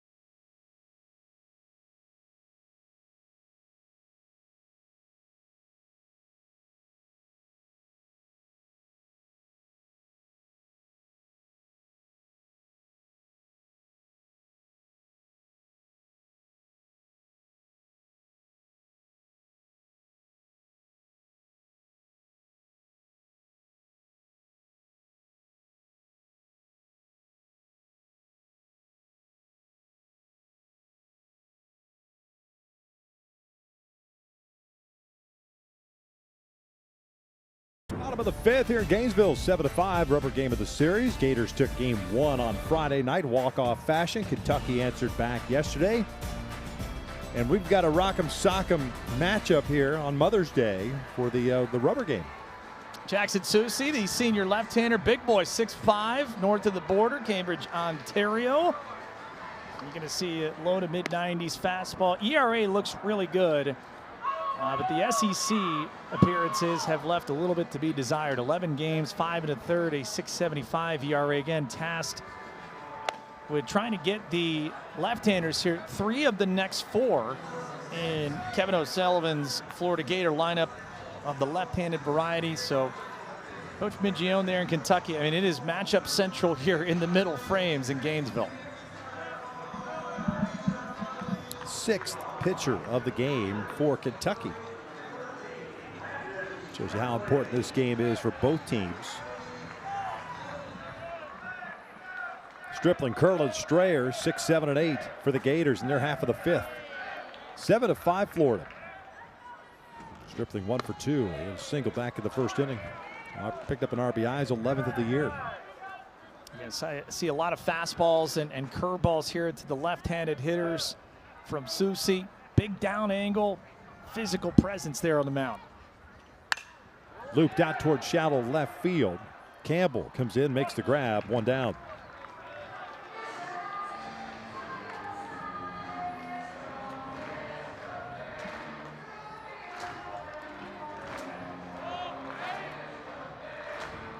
Kind of has a regional feel to it today, doesn't it? Yes, it does. It's just an elimination game scenario.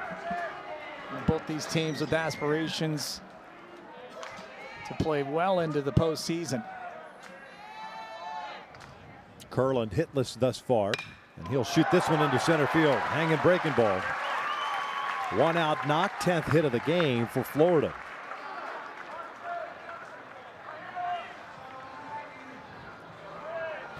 And elevated in the zone. We have had instantaneous feedback, and watch out, little return to sender, duck and cover. If you're Jackson Soucy, we've seen, and there's been a theme here for Kentucky today, Vic, off speed for them, especially breaking balls. Florida has really capitalized, has not really mattered left or right-handed. If it has been spinning, they have been equal to the task.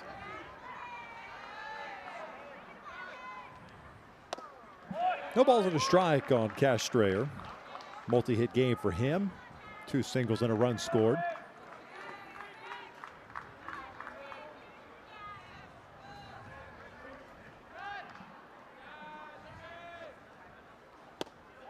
Oh, 2. You mentioned the traffic, 10 hits already. We're just into the bottom of the fifth for the Gators. 6 of 13, hitting .462 so far today with runners on base.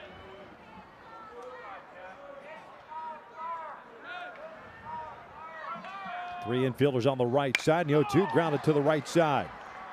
They get the lead runner at second base, cannot turn the double play. 2 down. I don't know if you saw that at home. That previous pitch in between, you saw the shortstop and the change in defensive alignment there. You had 3 overloaded on the right side. What happens? Next pitch is grounded to the right side. Well done by the Kentucky coaching staff, hitting it right where they wanted him to.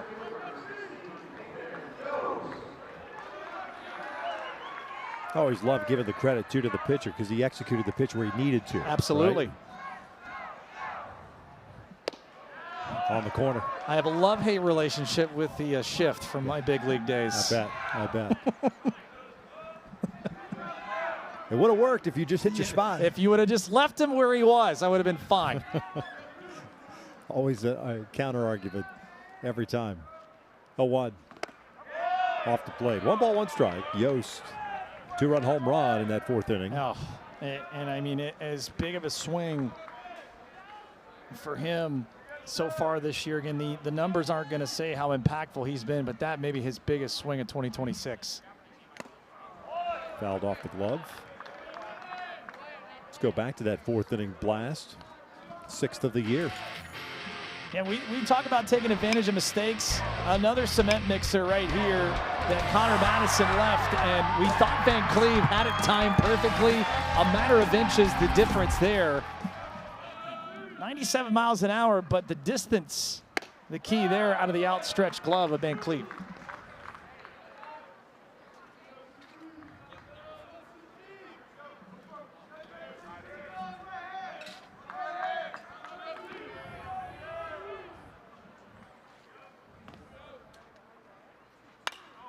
Jandam looped out to shallow right field. Van Cleve was playing deep. That's going to fall in there for a hit.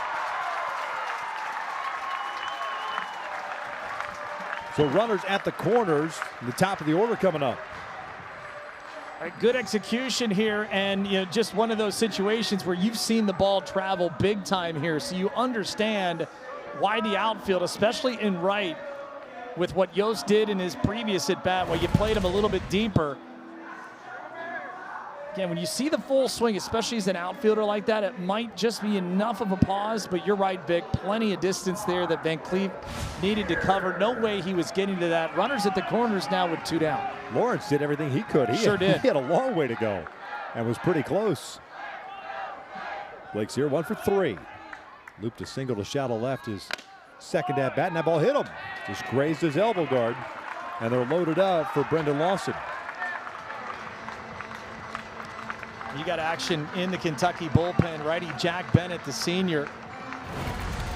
Let's see, how close did this come? Yep, little cut fastball right on the elbow guard. Big moment right here. Florida a chance to land a big haymaker.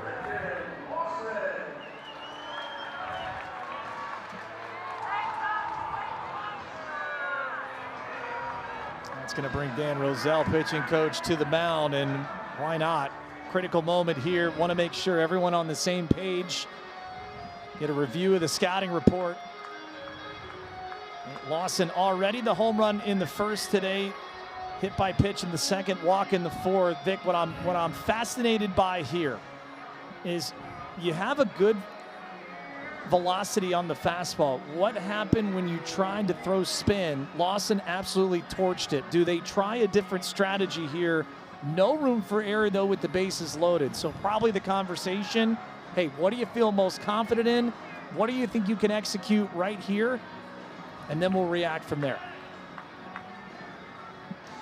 Hey, folks, today at 3 Eastern right here on the SEC Network, LSU taking on number 3, Georgia. Here at 7-5 Gators, bottom of the 5th inning. They've got the bases loaded with 2 outs.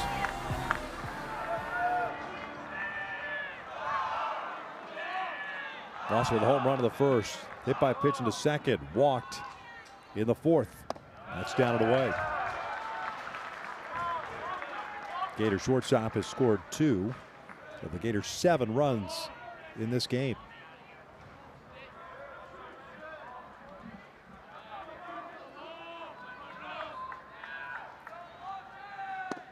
Two balls, no strikes. Worst case scenario if you're Kentucky right here. If you're Lawson, you cut off a part of the plate, and it's one pitch in one spot. Has to be there, way ahead in the count.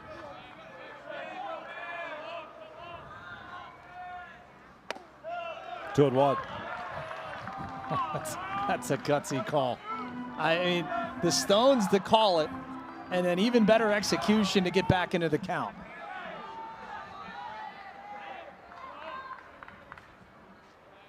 Two one. It's fouled off. Evened up at 2 balls, 2 strikes. Okay, so all the weapons still here, even at 2-2.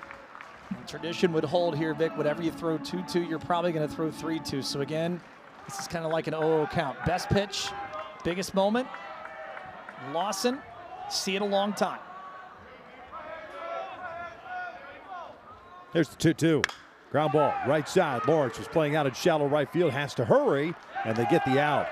No damage against Kentucky. 5 completed Gainesville. And it's 7-5 Gators.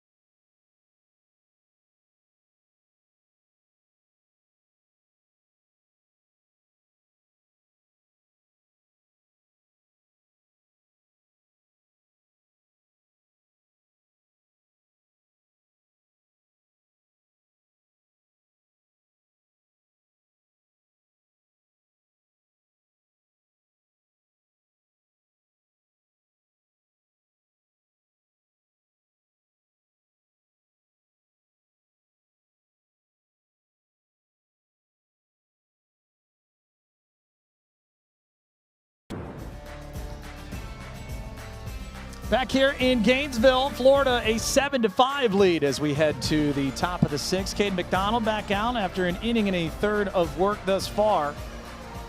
How about the two-way man? Sorry about it. What he did.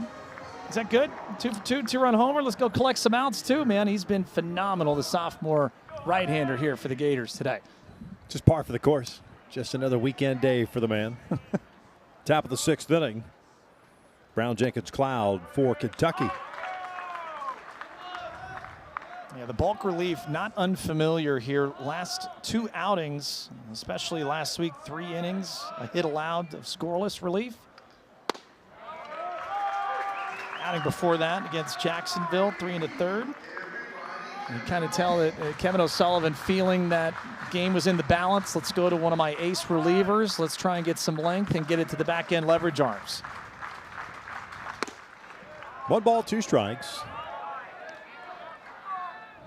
Not like a DH that could feature some 95 mile per hour fuzz. I remember those days. It's been a long time. Called strike 3. Fastball. 3rd consecutive strikeout for McDonald. And you can start to see that when you're a pitcher and you feel like you're backspinning it well, look at the follow through off the release. Oh, yeah. A lot of RPM there. Life of the fastball. You see a hitter kind of take it that way. A little caught off guard. Yeah, can't pull the trigger. That's life on the fastball. Big first out for McDonald here in the 6th.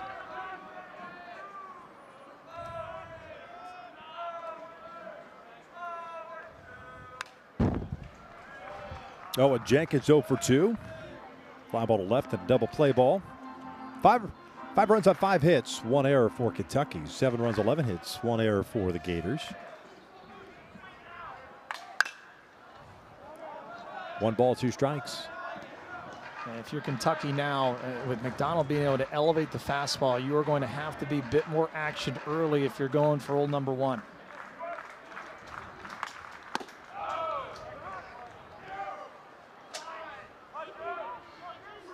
Donald losing his hat. Got to replace the pitch comm in there. So 2 elevated fastballs. You could come with the slider right here. And McDonald has been feeling good with the velocity here this afternoon. Called strike 3. Painted on the outside part of the plate. 2 down.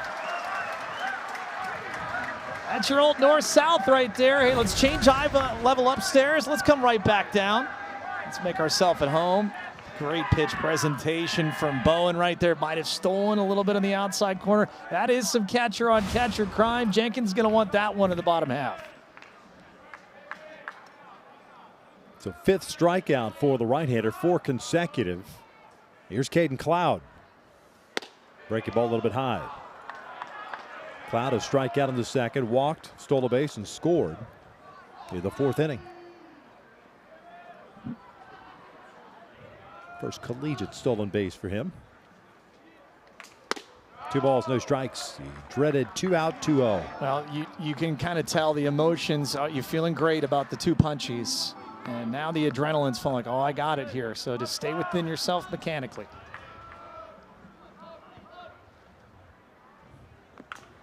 Ground ball over to 3rd. Low throw. Nice play at first base by Stripling. It's a 1-2-3, 6th inning. We're off to the bottom of the inning, 7-5, Florida.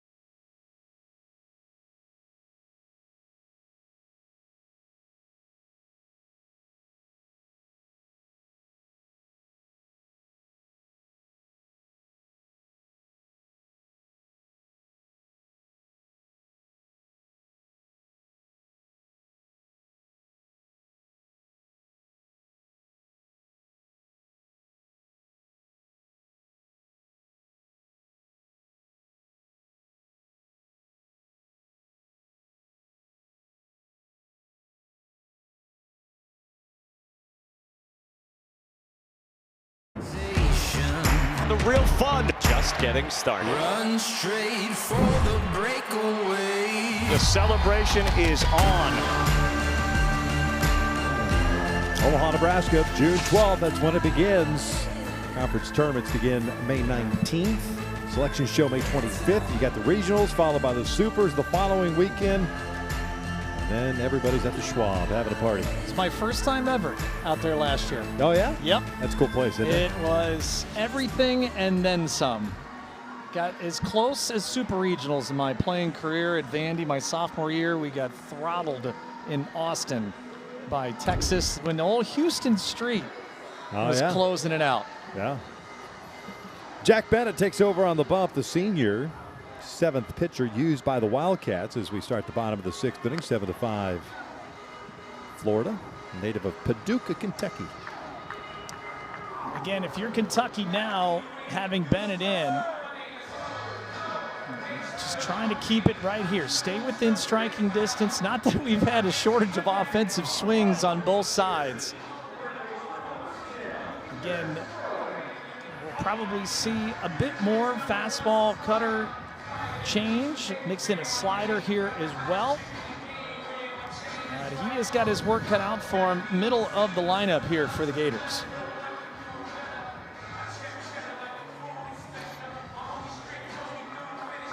Jenkins has had a heck of a day, man. He's been battling back there. Well, speaking from experience, the pitch comm in the hockey mask, catcher's masks, sits a little bit differently than a traditional hard hat and mask. And so it could be a little bit tricky sometimes. This one shot through the right side, a leadoff single. Playing him to pull a little bit, but good piece of hitting by Serwick. Brings up Caden McDonald. 4 quality at bats from Serwick today. Even though he had the double play in the second, he's had a great approach, great way to lead it off here.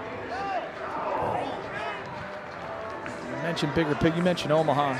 This is a Florida team that's built for it. You get frontline starting pitching the way they have. Aiden King on Friday, Liam Peterson on Saturday. An offense that's starting to kind of show you. This one looped in the air down the right field line. Long run for Van Cleve, dealing with the sunshine. He's able to make the catch. 1 down. Just this offense, it gives you those kind of Omaha vibes, right? They've got power in the middle. They've got the ability to beat you up and down the lineup. Back end bullpen leverage arms. Kentucky similarly, man.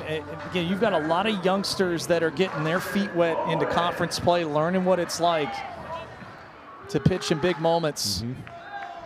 Both clubs with an immense amount on the line here today.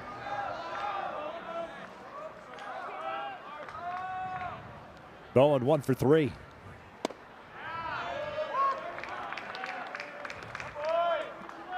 Two veteran coaches. Sully in his 19th season at the helm for Florida. Coach Mingione at his 10th at Kentucky. 1 ball, 1 strike.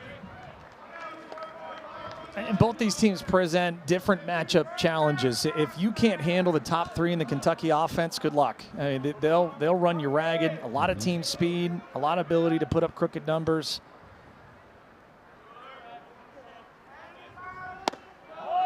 Just a little bit low, 2-1. I think that one would generate a tap of the hat in Hoover in a couple weeks. You're excited about it? I'm interested. Cautiously optimistic about the strike zone challenge. Edge of your seat. 2-1 pitch. 3 balls and a strike. And you look at Florida, and we mentioned the elite starting pitching, which you have to have. If you're going to go deep in a regional and a super, you got to have guys with length. You got to have swing and miss capability. Florida has that, one of the best top to bottom pitching staffs in the country.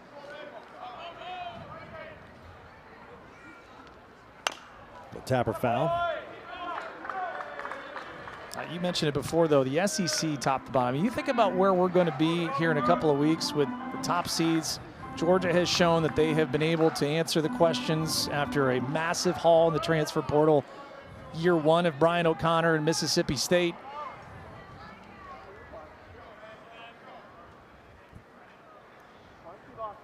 Bennett's payoff pitch. Swing and a miss. 2 down.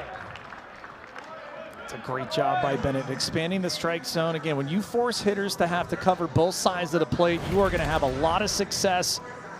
Watch the late action. And a great job by Jenkins to hold on to it for out number 2.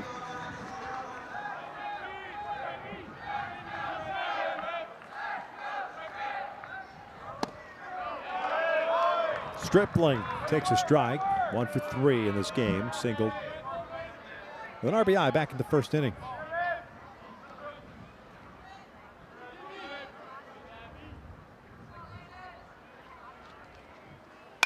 The dribbler. Bennett off the mound. And that leadoff single stranded at first base. 6 complete in Gainesville. Gators up.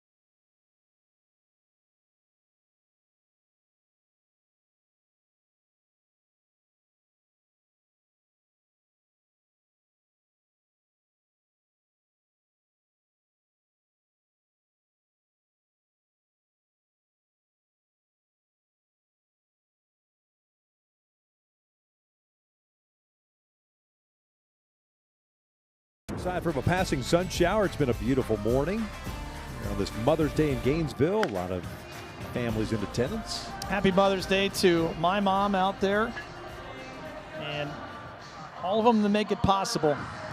We are not here without you, that is for sure. 100%.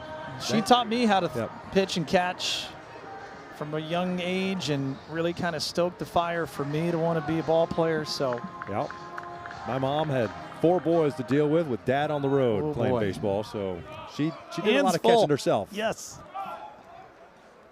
7-5. Florida leads it here in the top of the 7th. 8-9-1 for Kentucky. Marcy, Campbell, and Tarnish. McDonald still on the bump. This is pulled over to third. 1 away. Hey, get inside the SEC softball tournament Tuesday night at 10 Eastern on SEC Network. Don't miss SEC Inside, and don't forget, you can also watch the show on the ESPN app.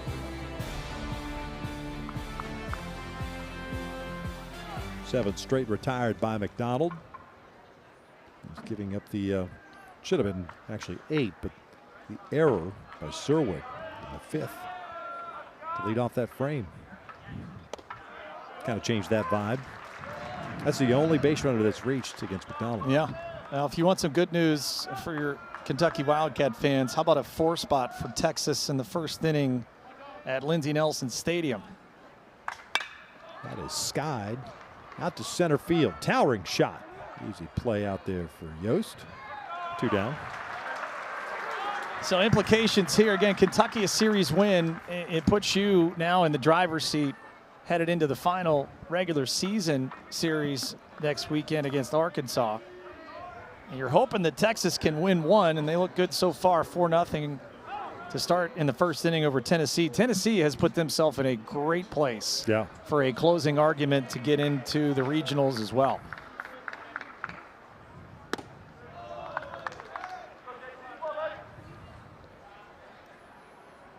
Tarnish has been on board 3 times, 2 singles, and then the error by Serwick we just mentioned. A couple of stolen bases. 27 now in the season. Lays off.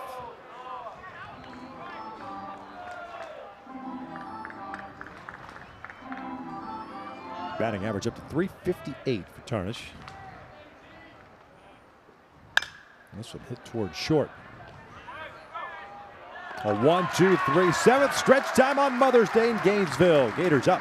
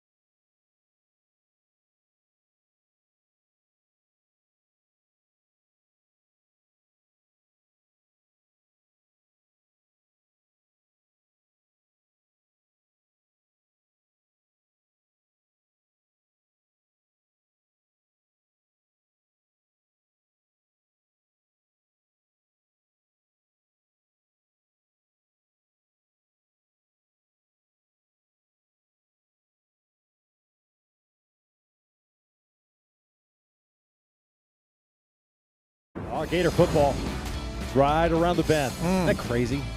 Coach Summerall here the last couple of days riding out the rain delays, huh? Yes, sir. Yes, sir. A lot of excitement in the air. Man. Football, football. Be here before you know it. I know. It's bottom of the 7th, 7-5. Gators on top. Rubber game of the series. It's the bottom third of the order for the Florida Gator. It's the Tampa, Florida triumvirate. Curlin, Strayer, and Yost.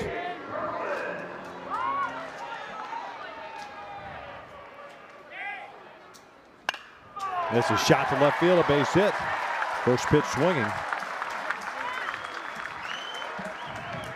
Now, there's been plenty of traffic for the Gator offense today, and they have, regardless of what Kentucky arm has been out there, there has been a real precedent for action early approach here. Kevin O'Sullivan's crew really not wasting a lot of time. They have been really hyper in the first handful of pitches of these at-bats today. 13 hits rung out by the Gators.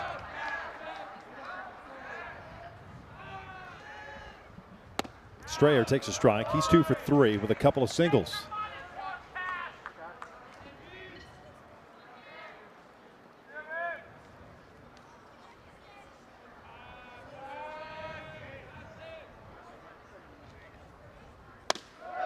Just off the plate.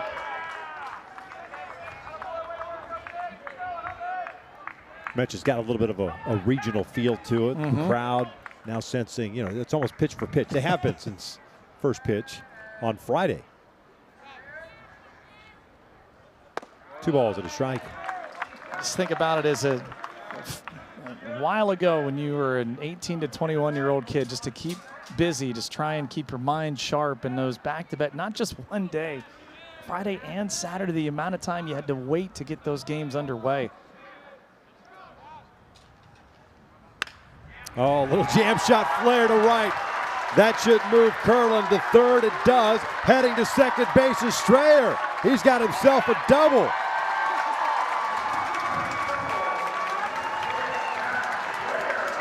Sometimes not how hard you hit it, it's where. And a little early bingo right here for the Gator offense. Take a look out of the box. Strayer knew it. And let's turn it on a little bit. Get her going, galloping into second base. And we're cooking with oil now, second, third.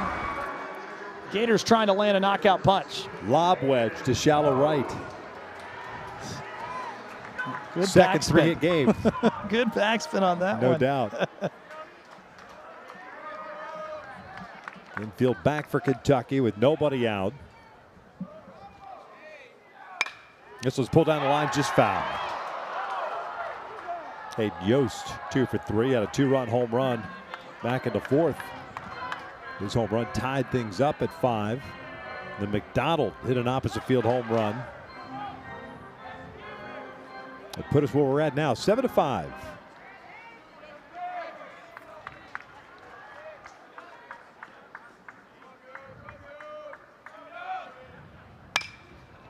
Down the left field line. This one slicing toward the corner and just off the wall. Nice play, effort-wise, by Campbell going sliding. Hopefully he's all right. Hey, that was a pretty good collision right there, and you can tell he's taking a moment. Long way to run. There is a bit of padding there, but I mean, he was pretty full tilt. Oftentimes that padding it's stiff, it's firm.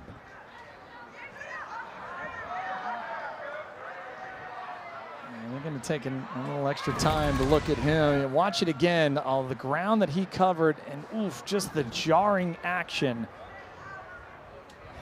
You can only anticipate so much what that's going to be like because you're still concentrating on the flight path of the ball to make the catch. So you're not putting 100% concentration into bracing yourself there, and you just hope that Campbell is okay and can stay in this game.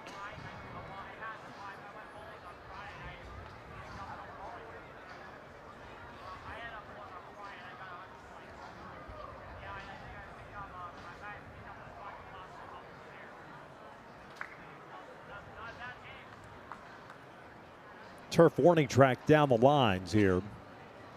And you get the old brick dust pretty much from corner to corner as far as the warning track is concerned. Good to see that he's all right. You appreciate him selling out now because somehow, some way he makes that catch. Boy, what a difference this inning looks like. And as it is, second and third, major point right now. And the Gators, if you can get at least one to push this to a 3-run lead, a lot of added pressure back to the Kentucky offense. 2 strikes, infield plays halfway. Now they're creeping in. This was out to left field. Campbell got turned around, headed back. It's turned around again, makes the catch somehow. Sack fly makes it 8-5. Oh man, a lot to unpack right there. First and foremost, situational baseball, well done by Florida, but Campbell, I mean, the compass pointing north, south, wherever he was turned, eventually gets it into the right spot and makes the critical out. But you want to add insult to injury there. Guy goes full tilt into the wall. Next ball in play, hey, go run it down, big fella. Ball will always find you somehow. Never a doubt. Infield in. Leadoff man Blake Sear at the plate. 1 for 3 with a single. He'll pull this one foul.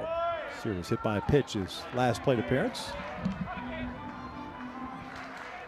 14 hits this afternoon for the Gators. Everyone in the lineup has at least one.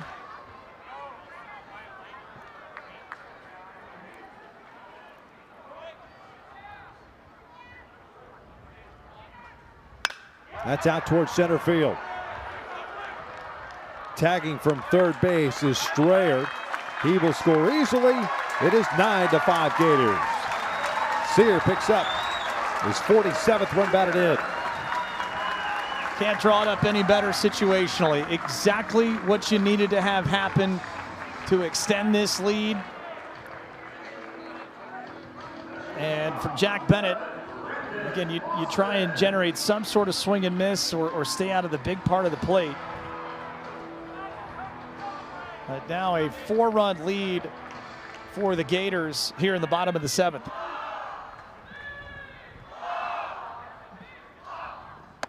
Lawson takes a strike.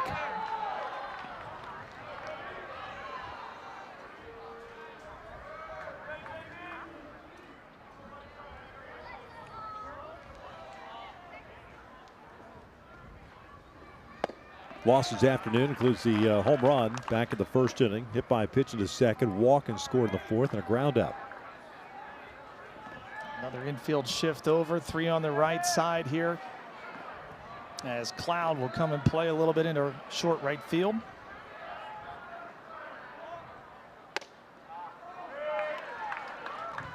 Two balls, one strike. There's a look at the shift. And it worked to perfection last time in the 5th inning. It was on the very next pitch after the positional change. Let's see if they can get the ground ball to the right side again.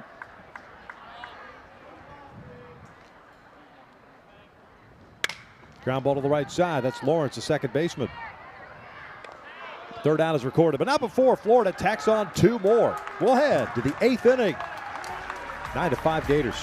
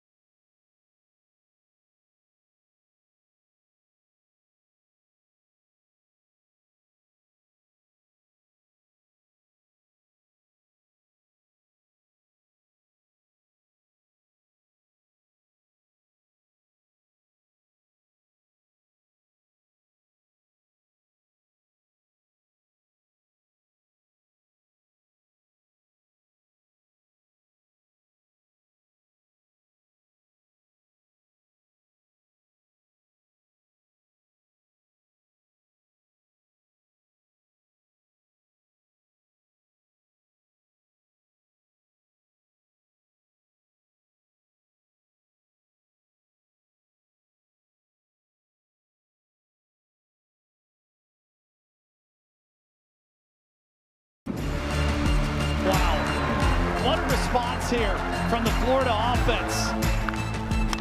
Gone! A 3-run blast.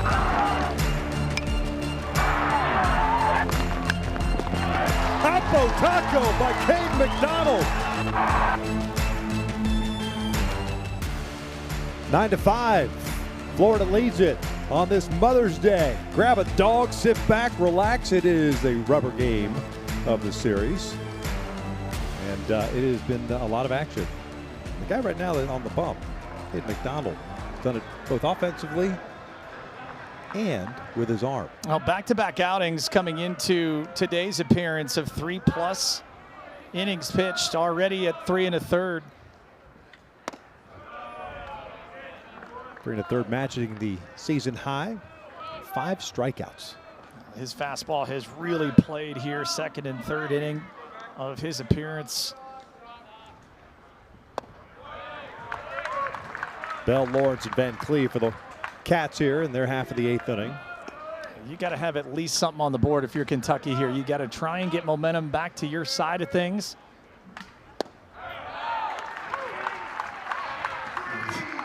Always tough to do when you got a guy locked in like Cade McDonald is right now. Talabello for 3. All 3 times he hit a fly ball to Yost in center. 2 balls, 2 strikes. A little double barrel action for Florida out in their bullpen, but this is Caden McDonald's game for as long as he can go. Swing and a miss, got him. Strikeout number 6. There's out number 1 here in the 8th. Well, a little east-west, north-south with good old number 1. Wherever Caden McDonald's wanted to go today, it has been the right answer. Oh, boring fastball right down underneath the barrel of Bell. Added up, how about 6 strikeouts for Caden McDonald thus far today? Lawrence doesn't like the call of that pitch as he backs out. Sac fly, double and a walk, or pardon me, a strikeout. 1 for 2.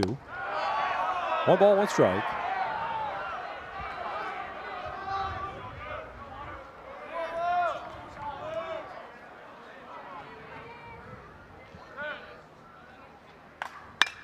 Lifted out toward Center field. Yost has to move back on it.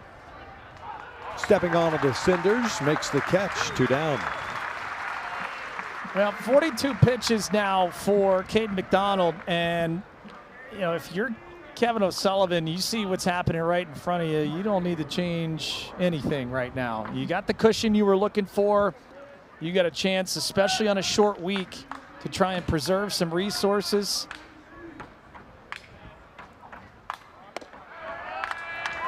And you got a 2-pitch mix, fastball, slider. The way it's going, you just pin your ears back and you go into full attack mode. No balls, 2 strikes on Van Cleve.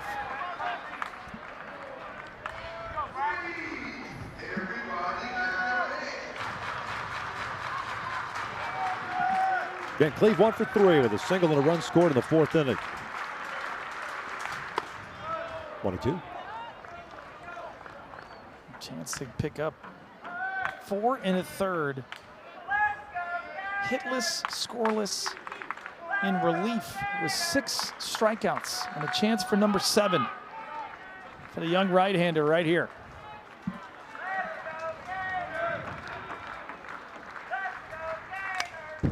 Good hack by the freshman. Count remains at 1 2 strikes. You sent him out for the 9th. The way he's going right now, you just empty the tank. It'd be an option. He might have earned it if he finds his way through this inning scoreless as well. Another 1-2 pitch. Jam shot roller towards short. And it's a 1-2-3 8th inning. McDonald is fired up. We head to the bottom of the frame. 9-5, Florida.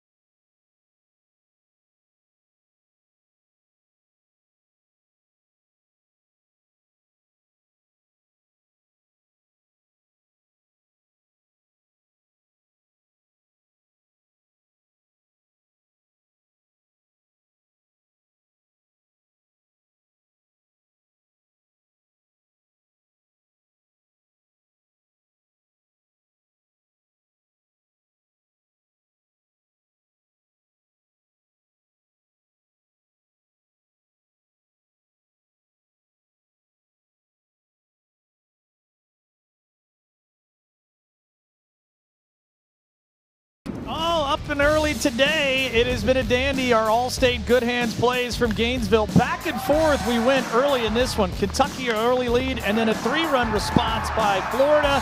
They get 4 in response to the 4 for the Wildcats, and then it's been the Caden McDonald show. 4 1/3, hitless, scoreless, 7 punchy relief. And Florida on the precipice of winning their first home SEC series since the middle of March. That man right there on both sides of the ball has been the hero of the day.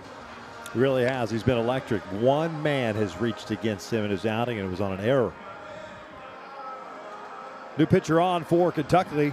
Berkeley Bounds. Lexington, Kentucky native. Sophomore.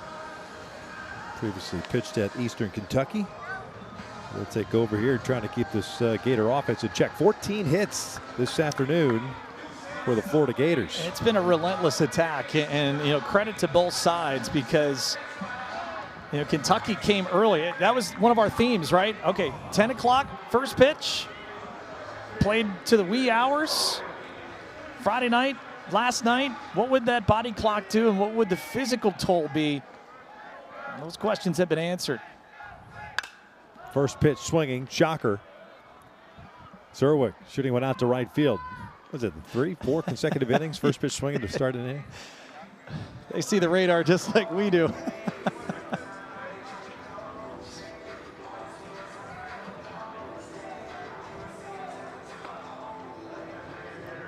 Florida has answered what they needed to do early, and the adjustments and taking advantage of mistakes offensively. They got him on the elbow. So McDonald hit by a pitch. That is not going to sit well.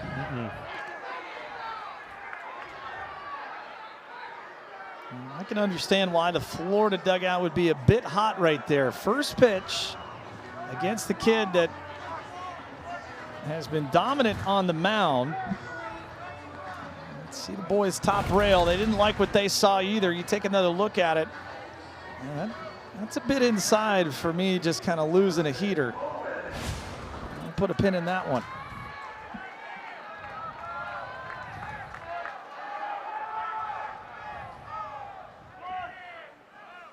Carson Bowen takes a strike.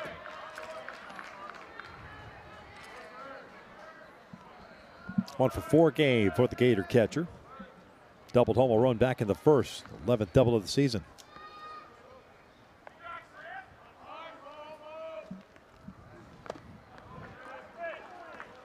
Going to be primarily fastball slider here from Bounds, and you can see trying to generate another ground ball here. Carson Bowen, though, and has been really good about kind of seeing the ball a long time, having that opposite field approach.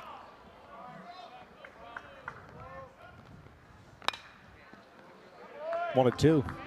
Bounds is the 8th pitcher used by Kentucky this afternoon. I don't think we had it on our bingo card that Nate Harris would be pulled as early as he was, but again, you have to act in real time, and Florida was almost flawless in their approach against him there in the first. Harris gave up 3 runs on 5 hits in that 1/3 of an inning. And again, it bears repeating. Like, this is a elimination type feel today, and knowing what's at stake with Kentucky, and they know what's happened with teams they're trying to chase down in the SEC standings. 2-2. Fouled off. That all-important 14-win plateau in conference play. 14 gets you pretty much a ticket in. 15, you're sitting real pretty. I mean, you go back to Friday. This is a Kentucky team that was up by 5 runs.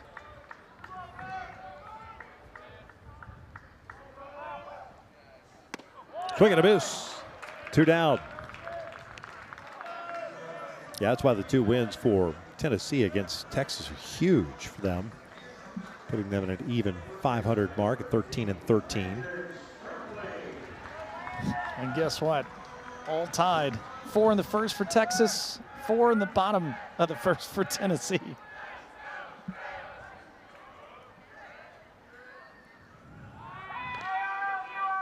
Florida will take on LSU at LSU next weekend. Kentucky heads home to host the Razorbacks. And an Arkansas team that has now started to look like the Razorbacks that we've seen from years past. This one lifted in the air down the left field line. Campbell's there to make the catch. We head to the 9th inning in Gainesville. Gators on top 9-5.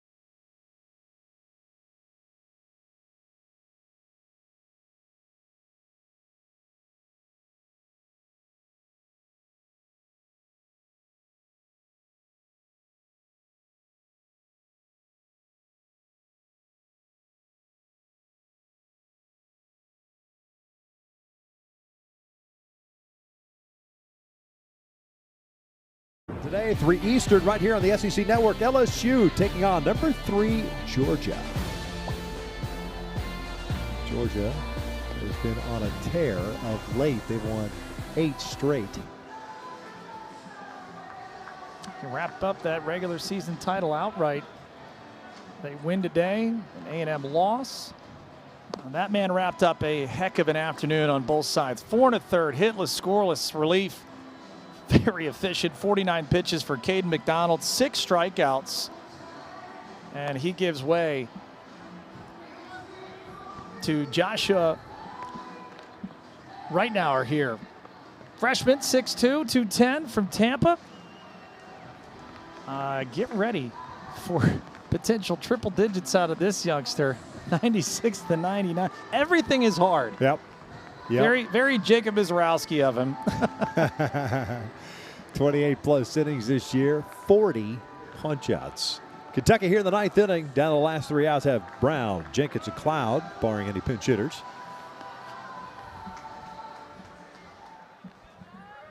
Yeah, Reitner, everything is 90 plus, mid to high 90s heat, low 90s slider cut. Here we go. Goodness gracious. Get it over fastball at 97. I was saying, get me over 97. Yeah. Let's just get her loose here. That's his BP fastball. He choked that one back a little bit.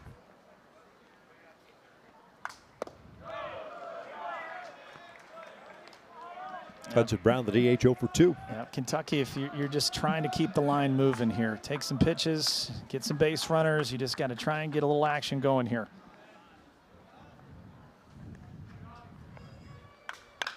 The dribbler foul up the line.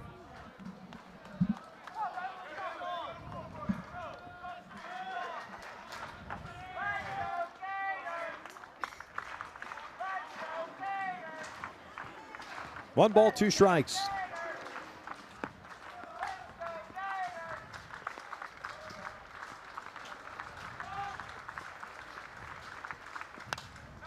Ball back. Ripped by Hudson. Kentucky has shown a lot this weekend. It is a really quality group, and you go back to Friday night after the rain delay, the chance to put that thing away late. That is drilled out to right field. Hit well, that is going to be gone. Turn that fastball around. His first hit of the series is his 4th home run of the season. 9-6 Gators. Hold everything right here. That is a moonshot home run from Hudson Brown. Step into it there, big fella. You take a look at where this location was. Oof, middle in, exactly where you want. The left-hander, a little dip and drive. The sun shower is back.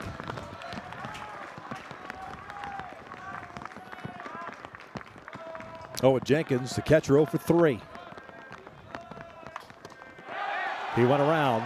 No balls, 2 strikes.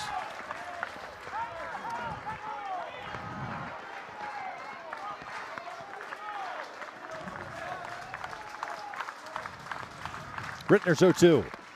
Just missed down and away. If you're Reitner right now, again, knowing that you've got the high octane fastball, you just got to find a low part of the zone that you like with that breaking ball, and you're in good shape. Chopper to short. 1 down. The second annual SEC Rowing Championship is right here on the SEC Network and the ESPN app. We'll have a best of broadcast tomorrow at 7 Eastern.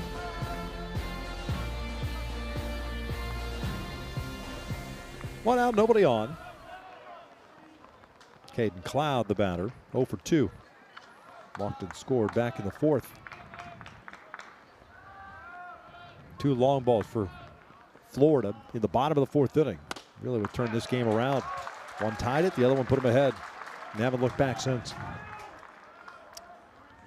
Just saying, this Kentucky team with what they showed on Friday, I know it wasn't the result that they wanted, and credit where it's due.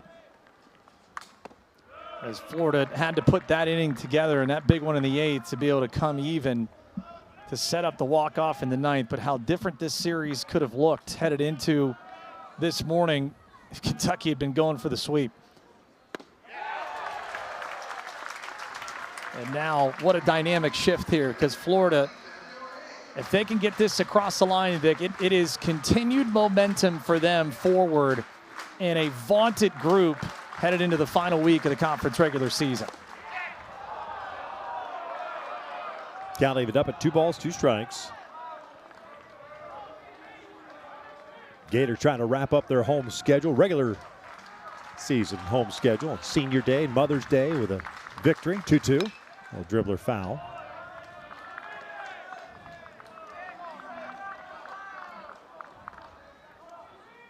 This is always a tough place to win, and doesn't matter regular season or postseason.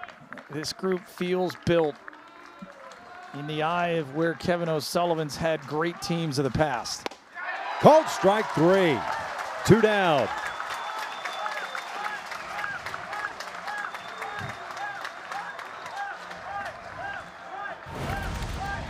Well, just right into your living room.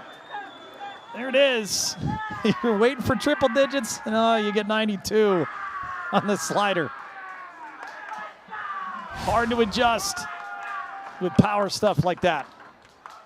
Here's Marcy. That's in tight.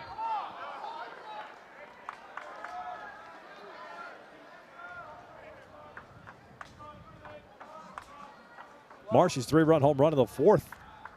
But Kentucky on top until the Gators answered at the bottom of the frame.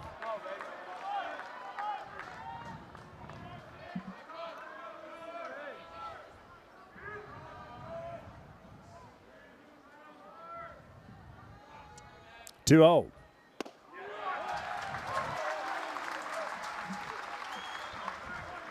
look at this Kentucky offense being held to just the 6 hits, 3 for extra bases, but crooked number in the 4th was the last. Over to third, nice play on the one-hopper. Zerwick across the diamond, and the Gators pick up the victory and the series. The final today, 9-6. For the first time since the middle of March, an SEC Series victory here in Gainesville, well earned. And to wait out 2 big rain delays on Friday and Saturday, a rubber match today, but go all the way back to March 15th against South Carolina, the last time they were victorious in a conference series.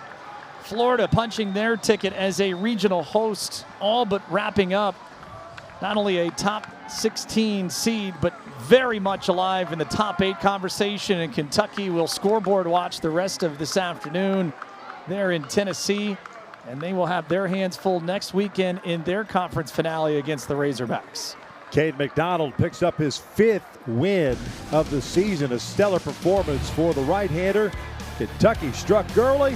Florida answered back. They picked the victory and the series 9-6. For Jensen Lewis and our entire crew here in Gainesville, Florida, I'm Victor Ross saying good afternoon and a happy Mother's Day from Condren Family Ballpark.